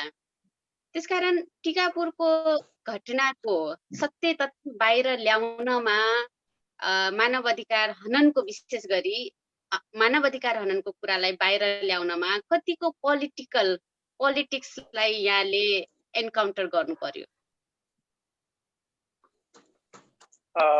धन्यवाद। अब यसमा चाहिँ के हुन्छ भने यो एउटा कुरा चाहिँ के अरे लिखितम हुन्छ, अर्को चाहिँ बकितम हुन्छ हैन। र वास्तवमा भन्नुपर्दा म चाहिँ यो थरुहट आन्दोलनलाई एकदम नजिकबाट निहालिरहेको मान्छे हो र के अरे थरुहट आन्दोलन सुरुवात हुँदादेखि नै हामी त्यहाँ जाने, त्यसको अनुगमन गर्ने, सत्य तथ्य बुझ्ने काम गरिरहेका मान्छे हौँ। र यस्तो अवस्थामा अब यो के हुन्छ भने संस्थागत रूपमा मलाई लाग्छ संस्थाले चाहिँ आफ्नो भूमिका निर्वाह गरिरहेको हुन्छ। त्यहाँ अब अलग अलग जिम्मेवारी पनि हुन्छ हैन। र अब त्यस कारणले अब त्यो लिखित उसमा जस्तै मानवाधिकार के अरे उल्लङ्घनका घटनाहरू सङ्कलन गर्ने हाम्रा छुट्टै प्रतिनिधि हुन्छ। त्यस कारणले यो वास्तवमा घटना हरेक ठाउँको घटना हरेक वर्ष हाम्रो सम्प्रेषण हुन्छ र मानव अधिकार वर्ष पुस्तकको रूपमा पनि हाम्रो प्रकाशित हुन्छ। र त्यसै गरी राष्ट्रिय मानव अधिकार आयोगको पनि आफ्नो हुन्छ हैन। अब राष्ट्रिय मानव अधिकार अब यो संवैधानिक एउटा अङ्ग हो, निकाय हो भने अब हाम्रो चाहिँ त्यो संवैधानिक होइन, एउटा नागरिक स्तरबाटै चाहिँ को यो मानव अधिकारवादी संस्था हो। र यसमा मैले चाहिँ आफ्नो तर्फबाट हैन यो थरुहट आन्दोलनलाई जसरी चाहिँ देखेको छु त्यसरी नै चाहिँ मैले चाहिँ प्रस्तुत गरेको छु, बोलेको छु, लेखेको छु। धेरै समयसम्म र धेरै के अरे लेखहरूमा यो थरुहट आन्दोलनको बारेमा लेख्ने चाहिँ काम गरेको छु, आवाज चाहिँ उठाउने काम चाहिँ गरेको छु। र यसमा चाहिँ के लाग्छ भने त्यही त यो यति बेला पनि अब यहाँ सरकार छ हैन, यो नेकपा माओवादी र नेकपा एमाले मिलेर अहिले नेकपा बनेको छ। र यति बेलाको सरकार पनि जस्तै राष्ट्रिय मानव अधिकार आयोगले निर्देशन दिइसक्दा पनि, आदेश दिँदा पनि कतिपय घटनाहरू सरकारले नतेरेको अवस्था यति बेला पनि हो। र त्यति बेला पनि यो इन्सेक र राष्ट्रिय मानव अधिकार आयोगले यस्तो गर यो चाहिँ अन्याय भयो भन्दा पनि सरकारले नतेरेको अवस्था हो। जस्तै अहिले टिकापुर घटना घटिसके पश्चात पनि अब यो के अरे चुनाव भयो, चुनावमा रेशमको कुरालाई लिने हो भने त्यति बेला पनि राष्ट्रिय मानव अधिकार आयोग इन्सेकले पनि बोलेकै हो। त त्यो भएन। जस्तै अब शेरबहादुर देउबा वारिस मार्फत प्रमाणपत्र लिए, तर रेशमको प्रमाणपत्र काठमाडौँ पुग्यो है। अनि रेशम के अरे रेशम वास्तवमा त्यस्तो चाहिँ जघन्य अपराध गरेको मान्छे होइन। यसबारेमा राष्ट्रिय मानव अधिकार आयोगका प्रतिनिधि आउँदा पनि हामीले भेटेका थियौँ र स्वयं थरुहट आन्दोलनका अगुवाहरू समेतले त्यो राष्ट्रिय मानव अधिकार आयोगलाई भेटेको थियो। फेरि पनि रेशमको त्यो मुद्दामा चाहिँ खासै सुनवाई भएन। भनेपछि यो धेरै यो राज्य पुनर्संरचना यो त्यस कारणले पनि आवश्यक हुन्छ कि यो पुनर्संरचना गर्दाखेरि त्यसमा हरेक जातिको त्यसमा चाहिँ यदि सहभागिता भएन भने उनीहरूको आवाजको, उनीहरूको मर्मको कदर चाहिँ हुँदैन, त्यो चाहिँ गाह्रो हुन्छ। र मलाई लाग्छ अहिले पनि धेरै कुरा संविधानमा लेख्न त लेखियो, अन्तरिम संविधानमा पनि लेखिएको थियो र अहिले 2072 मा के अरे आएको यो संविधानमा पनि धेरै कुरा लेखिएको छ, नलेखिएको होइन। तर हाम्रो देशको चलन कस्तो छ भने अब हामी भन्छौँ संविधान देशको मूल कानुन, तर त्यो मूल कानुनलाई ऐन ल्याएर, अध्यादेश ल्याएर त्यसको ऐन बनाएर त्यसलाई त्यसको जरो चाहिँ काट्ने रहेछ। अब मूल कानुनलाई काट्न मिलेन, तर त्यसलाई कमजोर पार्नलाई ऐन ल्याइरहेको अवस्था, नियम ल्याइरहेको अवस्था यति बेला पनि देखिरहेछ। अवस्था त्यसरी हुँदै गयो के। त्यसकारणले मलाई लाग्छ आफ्नो तर्फबाट व्यक्तिगत रूपमा म चाहिँ पूर्ण रूपले गरेको छु र सकेसम्म मेरो संस्थाले सोधेको खण्डमा म त्यही सल्लाह काम चाहिँ गरिरहेको अवस्था चाहिँ छ, गरिरहेको पनि छु। र अब अरू साथीहरूको हेराइमा अब हाम्रो संस्था प्रतिको नजरिया कस्तो छ अब त्यो मलाई चाहिँ थाहा भएन। मलाई लाग्छ म एकदम इमान्दार भएर, किनभने अधिकारको क्षेत्रमा काम गरेको हुनाले र संस्थाले वास्तवमा अधिकारको क्षेत्रमा काम गर्ने हुनाले पनि म इमान्दारीका साथ उत्पीडित सबै जात जातिहरूको पक्षमा चाहिँ बोल्दै आएको छु, कलम चलाउँदै आएको छु, सके जति जाने जति, त्यस्तो लाग्छ मलाई। हजुर, हामीले पनि यहाँलाई अब नजिकबाट थारूहरूको अधिकारको लागि लेखेको बोलेको हामीले पनि प्रत्यक्ष देख्दै आएका छौँ। र अबको मेरो प्रश्न यहाँहरू दुवैजनाको लागि हो र पहिले मिनराजजीले उत्तर दिनुहोला। मैले सोध्न खोजेको टिकापुर घटनापछि घर जलाइएका पीडितहरूलाई सरकारले केही पैसा क्षतिपूर्ति स्वरूप केही पैसा उपलब्ध गरायो र क्षतिपूर्ति बुझ्ने एकजना व्यक्तिलाई मैले भेट्दाखेरि उहाँले के भन्नुभएको छ भने मेरो घर जलाउने मान्छे आज पनि मेरो घरको अगाडिको आँगनमा आएर बिहान बिहान ब्याडमिन्टन खेल्छ, सरकारले दिएको पैसाले मेरो घाउलाई पुर्छ त, त्यसो हो भने कसैको पनि घर गएर जलाइदिउँ र उसलाई सरकारबाट पैसा दिलाइदिउँ, के त्यही नै न्याय हो भनेर उहाँले प्रश्न गर्नुहुन्थ्यो। साँच्चै टिकापुरले न्याय पायो त? हामीले टिकापुरलाई न्याय दिलाउनको लागि के गर्न सक्छौँ? र राज्यले चाहिँ जहिले पनि कुनै पनि आन्दोलन भयो, कुनै पनि घटना घट्यो भने राज्यले वान साइडेड हिस्ट्री आफ्नो तर्फबाट मात्रै आफूलाई फाइदा हुने गरी मात्रै वान साइडेड इतिहास लेख्ने गर्छ वा बनाउने गर्छ, त्यो बनाउने प्रयत्न गर्छ र आफूलाई फाइदा हुने कुराहरू मात्रै एकदमै सेलेक्टिभ खालको सेलेक्ट गरेर मात्रै इतिहास निर्माण गर्ने गर्छ। त्यो मामिलामा टिकापुर कहाँनिर छ? टिकापुर माथि भएको त्यो अन्यायलाई मलाई थाहा छैन कुनै जाति समुदायलाई न्याय भयो या भएन, किनभने त्यहाँ विभिन्न जाति समुदाय रहेका छन्। थारू समुदायमाथि चाहिँ के भयो त? थारू समुदायलाई न्याय दिलाउनका लागि कहीँ कतै केही पहल भइराखेको छ या के पहल भइराखेको छ? मिनराजजीको विचार सुनौ न।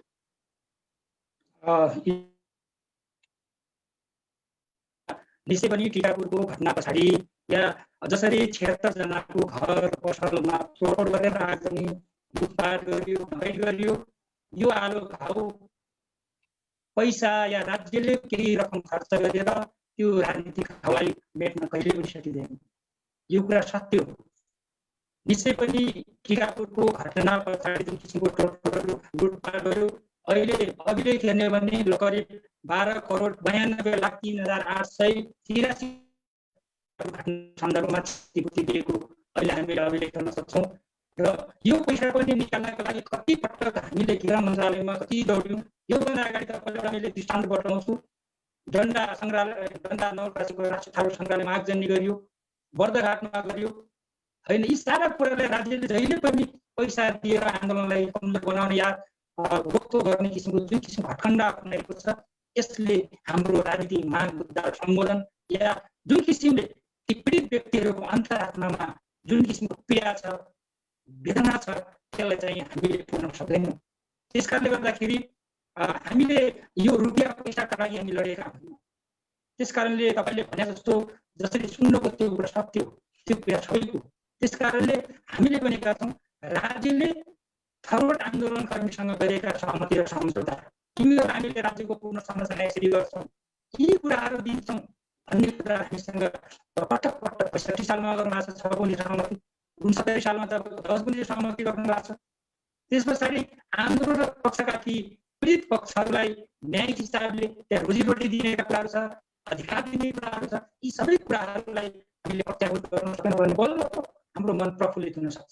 होइन भने त्यो चाहेको घाउमा तपाईँको अझ मलमपट्टि लगाउनुभन्दा पनि चुप छैन भएको देखिँदैन। त्यस कारणले गर्दाखेरि मलाई के लाग्छ भन्दाखेरि राज्यले यसलाई सूक्ष्म ढङ्गले र एकदमै संवेदनशील भएर टिकापुर घटना मात्र होइन समग्र नेपालको राष्ट्रिय राजनीतिमा हुने विभिन्न घटनाहरूलाई सहज ढङ्गले या सकारात्मक दृष्टिकोणले लिनुपर्छ र उनीहरूसँग भएका सहमति सम्झौता उनीहरूको आत्मसम्मानमाथि कुनै पनि ठेस पुग्ने काम गर्नु भएन भने उनीहरूले आफ्नो महसुस गर्न सक्छ यो हाम्रो संविधान हो हामी हाम्रा लागि लड्यौँ भन्ने कुरा एक किसिमको अनुभूति भयो भने उसको विधायक कम हुन सक्छ घर चलेको कुराहरू क्षतिपूर्तिको कुराले निस्कन सक्छ होइन भने यो ठुलो खाल्डोलाई हामीले पुग्न सक्दैनौँ यस कारणले हामीले अब राज्य सरकार चाहिँ यही छ यसप्रति हाम्रो मोर्चाका साथीहरू पनि अहिले थर्मोट आन्दोलन टिकापुर घटना पछाडि एक किसिमको तृप्त भएको अवस्था हामीले सबैले गोठबद्ध गरौँ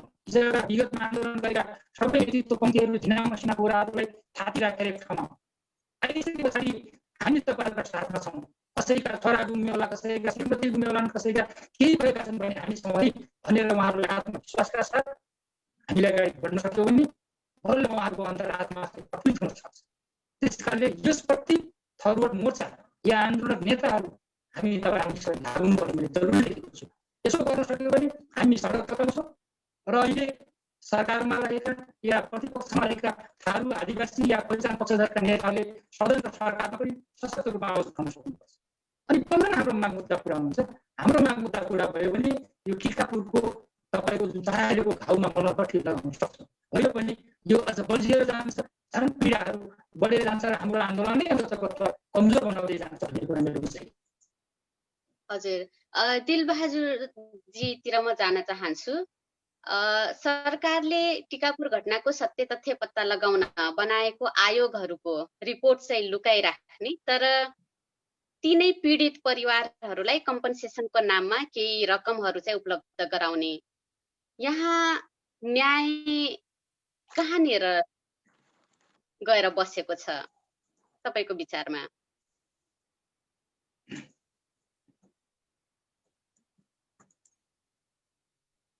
दिलबहादुर जी सुन्दै हुनुहुन्छ हजुर न्याय चाहिँ वास्तवमा मरेको छ जस्तो मलाई लाग्छ त्यो क्षतिपूर्ति दिँदैमा त्यो न्याय चाहिँ मिलेको अवस्था होइन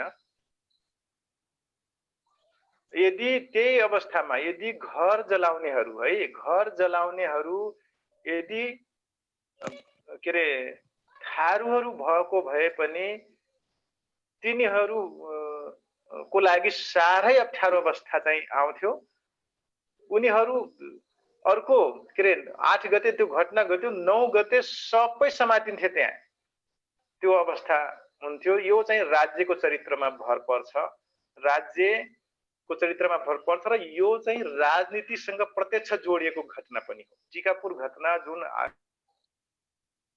हामी अधिकारको जुन आइरहँ स्पष्ट हो वास्तवमा थारू समुदाय बरु यसलाई कोही जानेका छन् कोही नजानेर चाहिँ बहस गरिरहेको अवस्था हो भने शासक वर्गलाई शासक जातिहरूलाई स्पष्ट थाहा छ कि यो राजनीतिक घटना हो र अब उनीहरू एकदम यसलाई योजनाबद्ध हिसाबले यदि यसलाई मत्थर पारिएन भने फेरि पनि आफ्नो अधिकार खोसिन्छ भन्ने आफ्नो भाग खोसिन्छ भन्ने उनीहरूलाई चिन्ता हो भाग त यद्यपि उनीहरूको होइन भाग के रे हरेक नागरिकको बराबर हो तर तिनले बढी खाए पाए आएको सुविधा चाहिँ खोसिन्छ कि भन्ने डरले चाहिँ यो अवस्था आएको हो र यसमा दलहरूको मुख्य भूमिका हुन्छ यति बेला के रे थर्मोट आन्दोलनकारीहरू कतिको चाहिँ यसले तताउन सक्नुहुन्छ त्यो त्यसमा पनि भर पर्छ र अर्को चाहिँ मानव अधिकारको सिद्धान्तले के भन्छ भने मान्छे सबै बराबर हुन्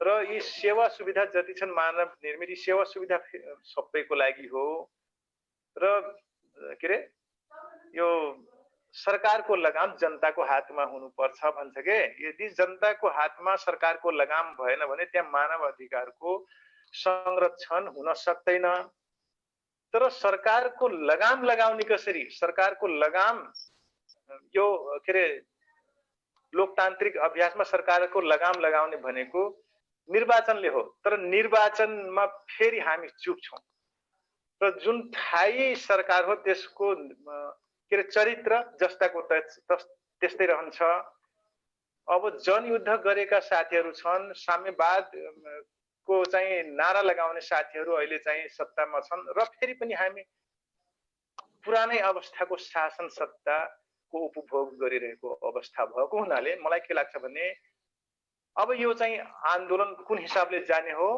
र हामी दलहरूलाई जिम्मेवार बनाउन सक्छौँ कि सक्दैनौँ भन्ने उसमा न्याय निर्भर गर्छ। अन्यथा थारूहरू अन्यायमा परेकै छन्, फेरि पनि पहिलेदेखि पनि अन्यायमा परेका छन् र पछि पनि अब अन्यायमा पर्ने अवस्था चाहिँ म देख्छु।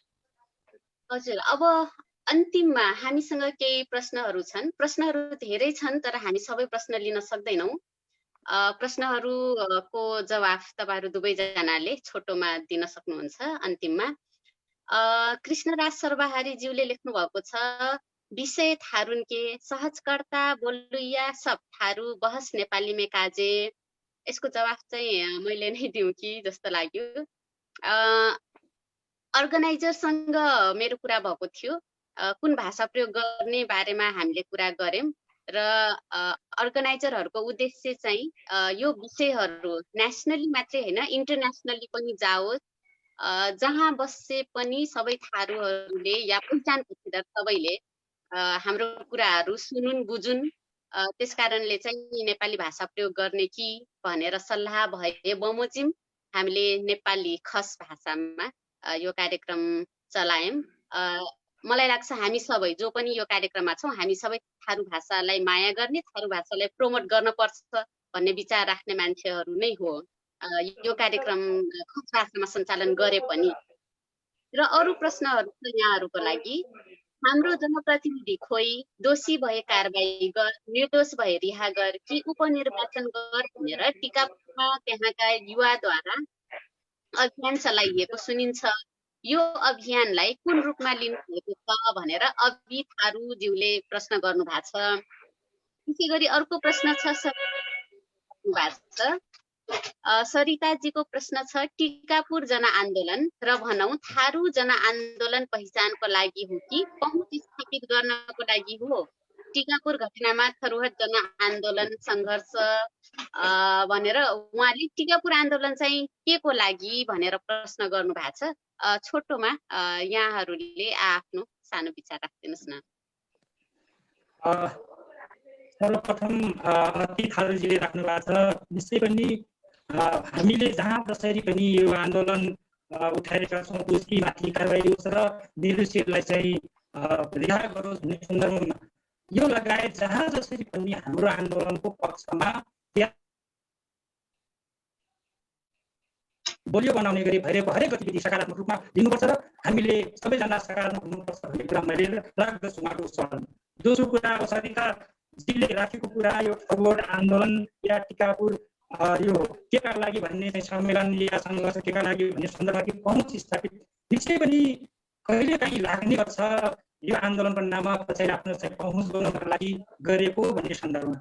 तर म सबैलाई के भन्छु भन्दाखेरि हामीले टिकापुर आन्दोलनलाई मूल रूपमा चाहिँ यो फरवर्ड आन्दोलनलाई चाहिँ 6-7वटा बुँदामा हामीले जोड दिएका छौँ। यसमा मूल रूपमा पहिलो कुरा शान्ति सद्भाव र सहिष्णुता र एकताको सन्देश दिनका लागि हामीले टिकापुर आन्दोलन या त्यो कार्यक्रम सम्पन्न गरेका छौँ। त्यसपछि फरवर्ड आन्दोलन जीवन्त छ है, हाम्रा मागहरू पुरा गरेका छैनन्, अझ पनि सङ्घर्ष गर्नुपर्छ भन्ने म्यासेज दिनका लागि हो।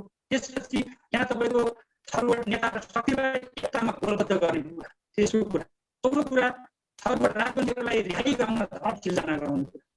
पाँचौँ कुरा माग मुद्दा पुरा गर्नका लागि सङ्घर्षका रूपरेखा बनाउनका निमित्त।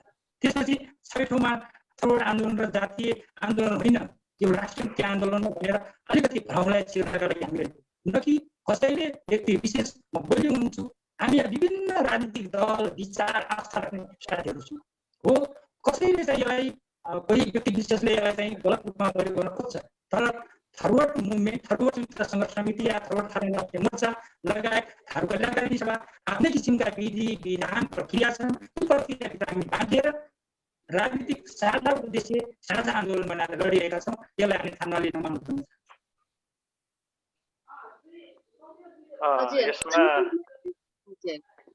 यसमा हाम्रो मिन्दा सरले धेरै कुरा भनिसक्नुभयो होइन। र यसमा अब वास्तवमा के हो भने यो जस्तै अभि थारूजीले के भन्नु भएको छ कि यो जुन नारा आइरहेको छ यति बेला हैन, यो निर्दोष भए रिहा गर, कारबाही गर हैन, नभए कारबाही गर।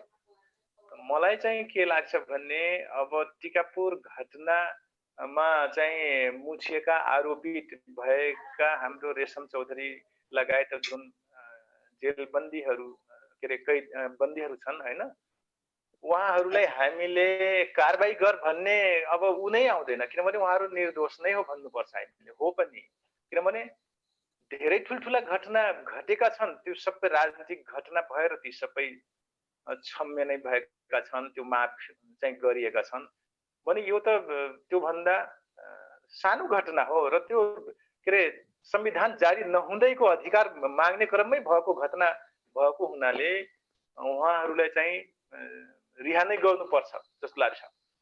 र यो माग मुद्दाको सवालमा उहाँले भनिसक्नुभयो र अब यो एकदमै बुँदागत रूपमा हामीले सामान्य भाषामा बुझ्दा के अरे बुझ्नु पर्दा यो थरुहट आन्दोलन, टिकापुर आन्दोलन भनेको, थरुहट आन्दोलन भनेको यो माग मुद्दाकै विषयलाई हो, हाम्रो भाषाको लागि, हाम्रो संस्कृतिको लागि, हाम्रो यो स्वायत्तताको लागि, सबै कुराको लागि हो हैन। जस्तै सहभागिताको लागि हो।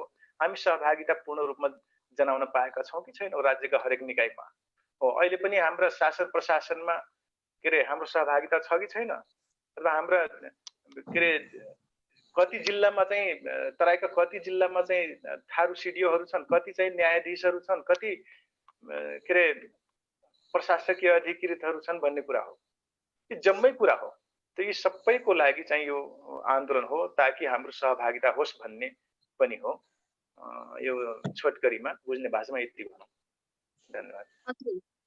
मिनराज्यूलाई अन्तिम प्रश्न, जीवन चौधरी जीले प्रश्न पठाउनु भएको छ, थारूहरूको किन एउटै आवाज छैन भनेर उहाँले प्रश्न गर्नुहुन्छ। यहाँ उहाँले खास इङ्ग्लिसमा लेख्नु भएको छ, मैले इङ्ग्लिसमा पढिनँ अहिले। किन थारूहरूको आवाज एउटै छैन त, या थारूहरूको एउटै आवाज बनाउनलाई के गर्नुपर्छ? यहाँको छोटो विचार। जीवनजीले जसरी प्रश्न राख्नु भएको छ, प्रश्नको लागि म धन्यवाद दिन चाहन्छु। साँच्चीकै एउटा थरुहट आन्दोलनको क्रममा सबै थारू नेता र शक्तिहरू एक ठाउँमा नहुनु यो दुर्भाग्य नै हो। तपाईँको कुरा एकदमै जायज छ। हामीले यो थरुहट आन्दोलनदेखि अहिलेसम्म आइपुग्दाखेरि समीक्षा गर्ने हो भने विभिन्न कुराहरूले गर्दाखेरि यो विभिन्न फ्याक्टरहरू छन्। हामीले गोलबद्ध गर्नका लागि प्रयास गरेका छौँ। कतिपय यो देशको राजनीतिक दलहरूले टुटाउने फुटाउने षड्यन्त्र गर्छ। कतिपय हाम्रा थारू नेताहरूमा चाहिँ सहअस्तित्व र हामीले एकअर्काको निषेधको राजनीति गर्ने, ढुङ्गाको लडाइँ जस्तो गर्ने, हाम्रो साझा मुद्दाहरू एउटै भए तापनि को गरिष्ठ र वरिष्ठका कुराहरू गर्ने, यस्ता कहिले काहीँहरू लगाइदिएको छ। र यी साना झिना मसिना तपाईँका यी अन्धविरोधले गर्दाखेरि आज हामी सङ्गठन हुन पाएका छौँ। र हरेक बेलामा पनि ठुल्ठुलो आएका विभिन्न अहिले चाहिँ यो 12-13 वर्षको दरम्यान हामीले देख्न सक्छौँ। यदि साँच्चीकै सबै थारूहरू या थरुहट शक्तिहरू, राजनीतिक दल, नेता, समाजसेवी, अभियन्ता, सङ्घ संस्थाले एक ठाउँमा हुने भने यो देशको राजनीतिक कार्यपलट गर्न सक्ने थारूहरूमा क्षमता छ। यसलाई जोड्नका निमित्त तपाईँ हामीले यहाँ समस्या के छ भन्दाखेरि हामीले सामाजिक र हक अधिकारका कुराहरू उठाउँछौँ र उठाइसकेपछि कालान्तरमा उही आफ्नै आफ्नै पार्टीको डम्फु बजाउँछौँ र यसलाई निर्णायक हामीले हाम्रो पार्टीमा पनि त्यो किसिमको प्रतिवाद गर्न सक्दैनौँ। जाति पार्टी र माथिबाट हामीले उठ्न सक्नुपर्छ र यसका निमित्त झिना मसिना कुराहरूलाई हाम्रा विगतमा नेतृत्व गरेका हाम्रा नेता साथीहरू हामीले पनि यसरी गरेको हुनाले यो हामी एक ठाउँमा गोलबन्द र सशक्त हुन नसकेको थाहा हो। त्यस कारणले गर्दाखेरि म तपाईँको प्रश्नप्रति सहमत जनाउँदै र आह्वान पनि गर्छु कि हामी अहिलेको विकल्प भनेको एकता र सङ्घर्ष र साझा मुद्दा र साझा आन्दोलन हो। यसर्थ यस कुराप्रति तपाईँ हामी सबैले पहल गरौँ। हजुर, यहाँहरू धन्यवाद विचारका लागि। हामीले हाम्रो समय पार गरिसकेका छौँ र हामी टिकापुर घटनापछिको यो 5औं वर्षमा छौँ र अझै पनि टिकापुर घटना जातीय होइन यो राजनीतिक हो भनेर वकालत गरिरहँदा टिकापुर घटनालाई राज्यले राजनीतिक रूपमा हेरोस् भन्ने चाहना गर्दै म अर्गनाइजर प्रणवज्यूलाई अबको अर्को सेसन हस्तान्तरण गर्न चाहन्छु। धन्यवाद। धेरै धेरै धन्यवाद इन्दुजी। त्यसै गरी आजको वक्ताहरू आदरणीय मिनराज चौधरी, त्यसै गरी आदरणीय दिलबहादुर थारू र आदरणीय लक्ष्मण थारू अगाडि नै उहाँको काम व्यस्तताले गर्दाखेरि उहाँ हामीसँग बिदा भइसक्नु भएको छ। यो सेसनको लागि यो सेसनमा समय दिनुभएकोमा सम्पूर्णलाई मैले धेरै धेरै धन्यवाद दिन चाहन्छु। एकदमै सान्दर्भिक बहस भएको छ। पक्कै पनि राज्य एउटा अभिभावक हो र राज्यमा देशभित्र बसिरहेका सम्पूर्ण नागरिकहरू उसका सन्तान हुन्। त्यो सन्तानको कुराहरू राज्यले सुन्नुपर्छ र ती कुराहरूमा चाहिँ लचक भएर अगाडि बढ्नुपर्छ भन्ने हामीलाई लाग्छ। भोलिको दिनमा एउटा समुदायको एउटा भूगोलको विकासले सिङ्गो देशको विकास गर्नमा टेवा पुर्याउँछ भन्ने सबैलाई थाहा छ। त्यो कारणले गर्दाखेरि समग्र तराईमै केन्द्रित तराईमै बसोबास गरिरहेका थारू समुदायको विकास भनेको नेपालकै विकाससँग जोडिएको छ। एउटा देशको निर्माण राष्ट्र निर्माणमा चाहिँ जोड दिन्छ भन्ने हामीलाई लागिरहेको छ। आजको यस बहसको लागि हामीलाई सुनिदिनु भयो, धेरै धेरै धन्यवाद सम्पूर्ण दर्शक साथीहरूलाई। आजको यस प्रोग्राममा हामीलाई साथ दिनुभएको थियो डिजिटल पार्टनरको रूपमा थारू कम्युनिटी, थारूवान.com, अपन थारू समुदाय, त्यसै गरी तराईनेपाल.com, थरवट.com, त्यसै गरी मिडिया पार्टनरको रूपमा हुनुहुन्थ्यो दङ्गीशरण.com, केयरन्युज.com, पहुरा.com, pbmnews.com, लौ अग्रासन, त्यसै गरी हामीसँग बिजनेस पार्टनरको रूपमा हुनुहुन्थ्यो अमेजन नेपाल.com। भोलिको सेसन हामीले 2 बजे पुनः उपस्थित हुनेछौँ र भोलिको सेसन रहेको छ टिकापुर आन्दोलन संस्मरण 2067 को दोस्रो सेसन रहेको छ। थारू आन्दोलनमा मिडियाको निष्पक्षता यस विषयमा कुराकानी गर्नेछौँ र यस विषयमा कुराकानी गर्नको लागि हामीसँग हुनुहुन्छ चन्द्रकिशोर विश्लेषक तथा लेखक, त्यसै गरी गोविन्द आचार्य अध्यक्ष नेपाल पत्रकार महासंघ, त्यसै गरी डाक्टर कृष्णराज सर्वहारी वरिष्ठ पत्रकार तथा लेखक, त्यसै गरी गणेश चौधरी कान्तिपुर संवाददाता कैलाली र सहजीकरण गरिराख्नु भएको छ ठाकुर सिंह थारू कान्तिपुर संवाददाता। भोलिको समय हामी 2 बजे भेटिनेछौँ। आजको लागि समय दिनुभएकोमा तपाईँ सम्पूर्ण दर्शक र विशेष गरी आजको यस बहसमा भाग लिनुभएका आदरणीय व्यक्तित्वहरू सम्पूर्णलाई म धेरै धेरै धन्यवाद दिँदै आयोजक ख्याला बगाल, त्यसै गरी थारू पत्रकार सङ्घ नेपालको तर्फबाट हामी सम्पूर्णलाई धेरै धेरै धन्यवाद दिँदै सुरक्षित भएर बस्नु होला। यो समय घरमै बस्नु होला। विभिन्न ठाउँहरूमा सिल भइरहेको छ, फेरि पनि निषेधाज्ञा जारी भइरहेको छ। एकदम शान्तिपूर्ण तरिकाले संयमित भएर त्यो पालना गर्नु होला। स्वास्थ्य बच्यो भने भोलिको दिनमा सबै कुराहरू राम्रो हुन सक्छ भन्ने हामीलाई लाग्छ। हामी सम्पूर्णलाई धेरै धेरै धन्यवाद दिँदै भोलि पुनः भेट्नेछौँ। त्यतिन्जेलसम्मलाई हामी सम्पूर्णबाट बिदा हुन चाहन्छौँ। हस्त नमस्ते। हाम्रो तर्फबाट पनि धन्यवाद आयोजक साथीहरूलाई। नमस्कार।